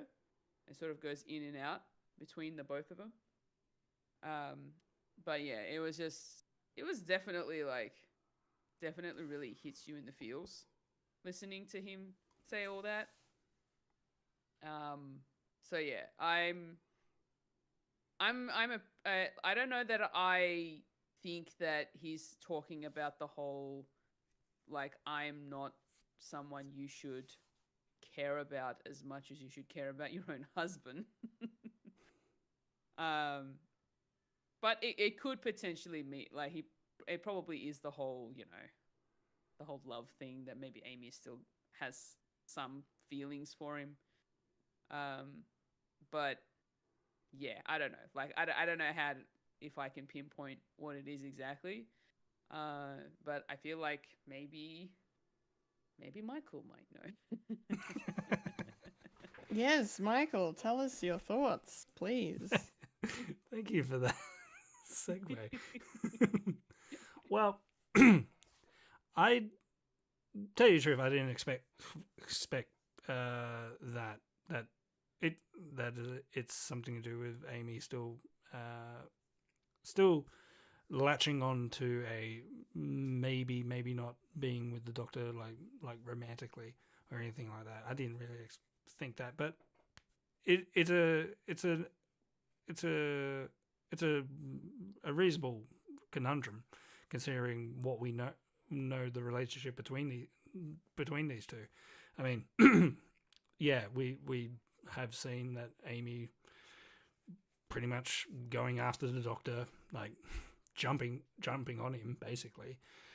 It can be said, but I see it as what the story is. This story is actually saying that you may need to sacrifice your own faith to save yourself, and having this story actually say that Amy needs to let go, that the Doctor is flawed and is sometimes unreliable. I mean, we saw that in the previous episode of Khan having two Amys in the TARDIS, and not even the Doctor can save Amy and that. So, you know, contextually, he is probably having that in his mind of having, okay, I did let Amy down multiple times and letting her wait, and he sees that her greatest fear is her waiting for the Doctor again, and it sort of jumpstarts his idea of, okay, I'm probably going to have to let Amy down to say, you can't rely on me. I may or may not be the right person to have faith in because of what I have done, and as well as what could happen in the future. And bearing in mind, he also knows he's going to die. So the overarching, the Doctor is going to die. He knows that. And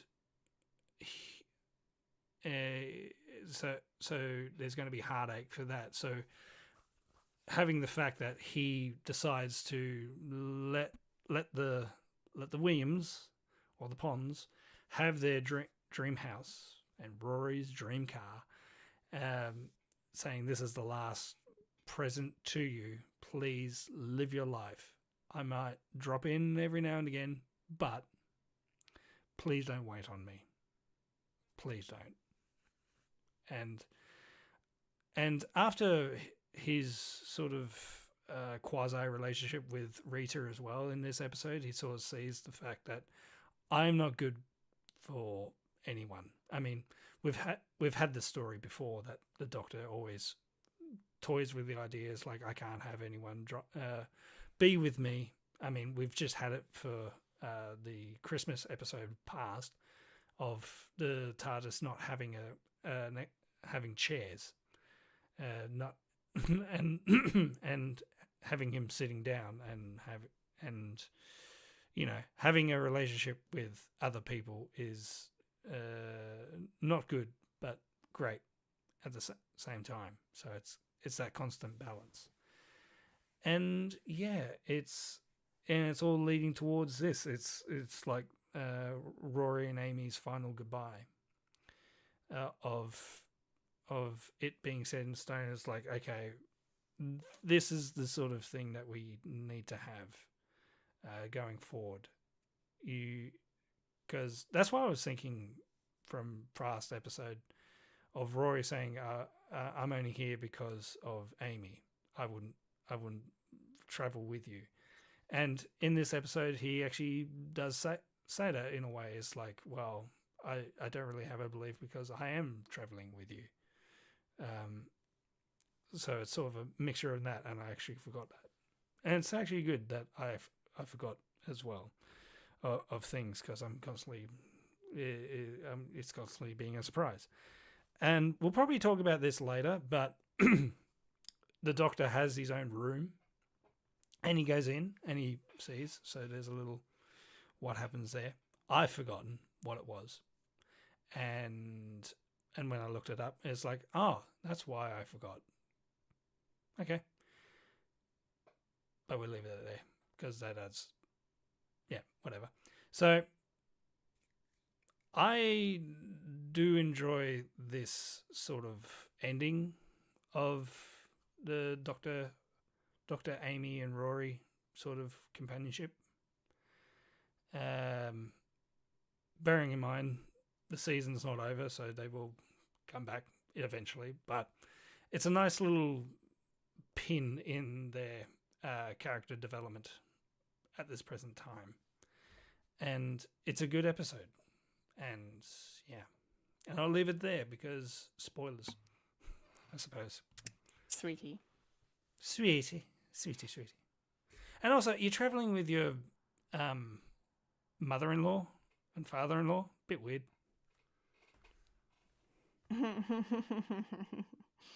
Bit weird. Yeah. I mean, there's not much more to say after that. You've summed it up really well, Mike. But yeah, the final scene with them, somehow the Doctor had time. Well, he's a time traveler. To give Amy a house and a car. It's pretty cool.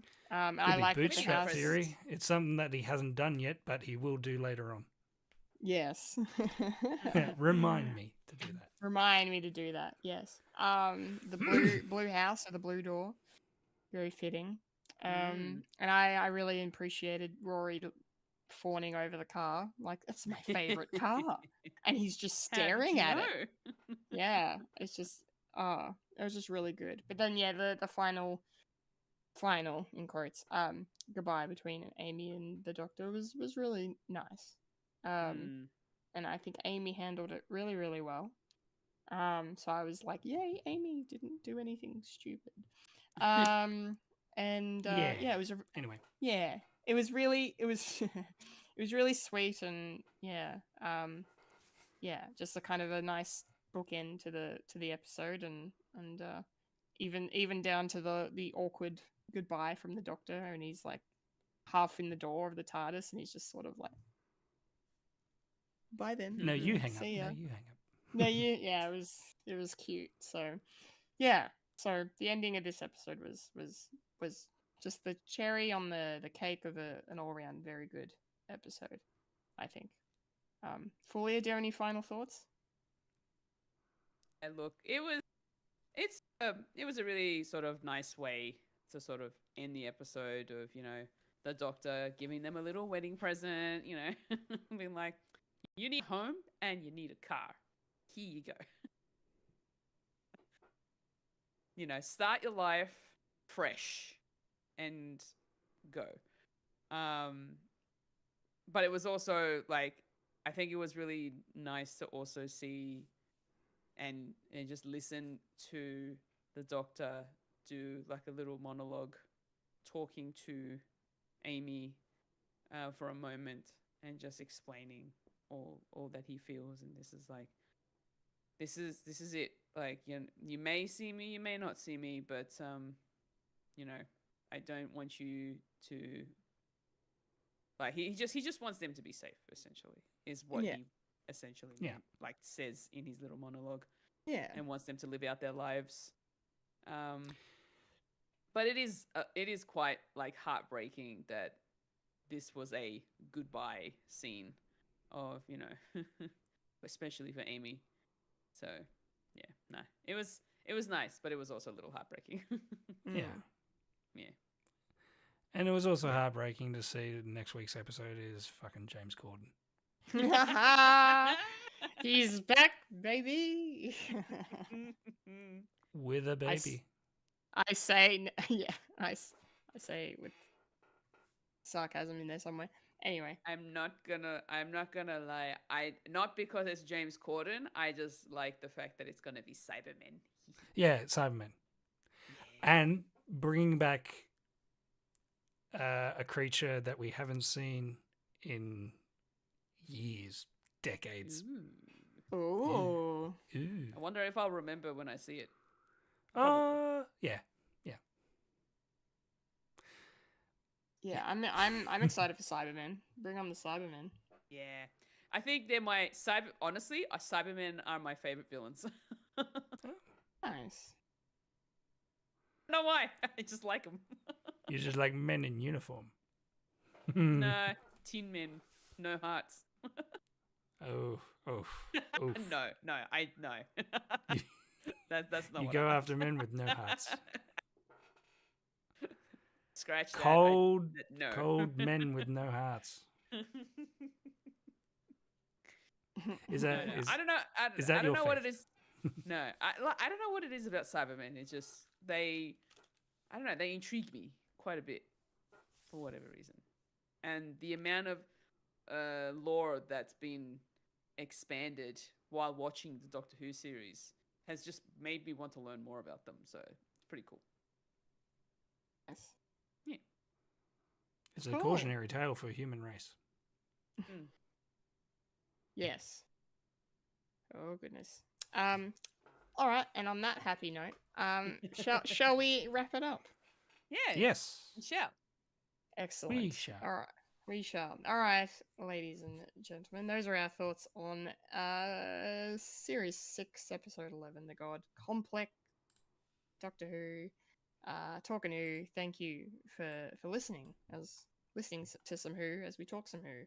And that means the show is done for this week. So let's say goodbye, shall we? A 1, a 2, a 3. And that was a podcast called Fred. Remember to follow us on Facebook, Instagram, and Blue Sky for the latest Fred content. If you'd like to listen to Fred the Alien, you can find us on SoundCloud, Spotify, or Apple Podcasts. If you'd like to watch Fred the Alien, you can head over to youtube.com/Fred the Alien Productions. If you're watching us right now, make sure to like the video, subscribe to the channel, hit the bell icon to be notified of future goodness. And if you're watching us live over on Twitch, make sure to give us a follow, twitch.tv/Fred the Alien Twitch. Yeah. Being a Kendall Richardson. I've been a Fulya and Michael. And I've been the man that's not scared of anything, Michael Lister. And you just experience a podcast called Fred. Remember to eat beef. Remember, Freddy lives, Loki dies, the Doctor is in Minotaur. I was going to sing a song about Minotaur, but I remembered that the guy who sings it is a piece of crap. Anyway. Nice. Good. Yes. To yourself and your mental health, everyone. Yes. Thank you for watching. Thank you for listening. Later, skaters. And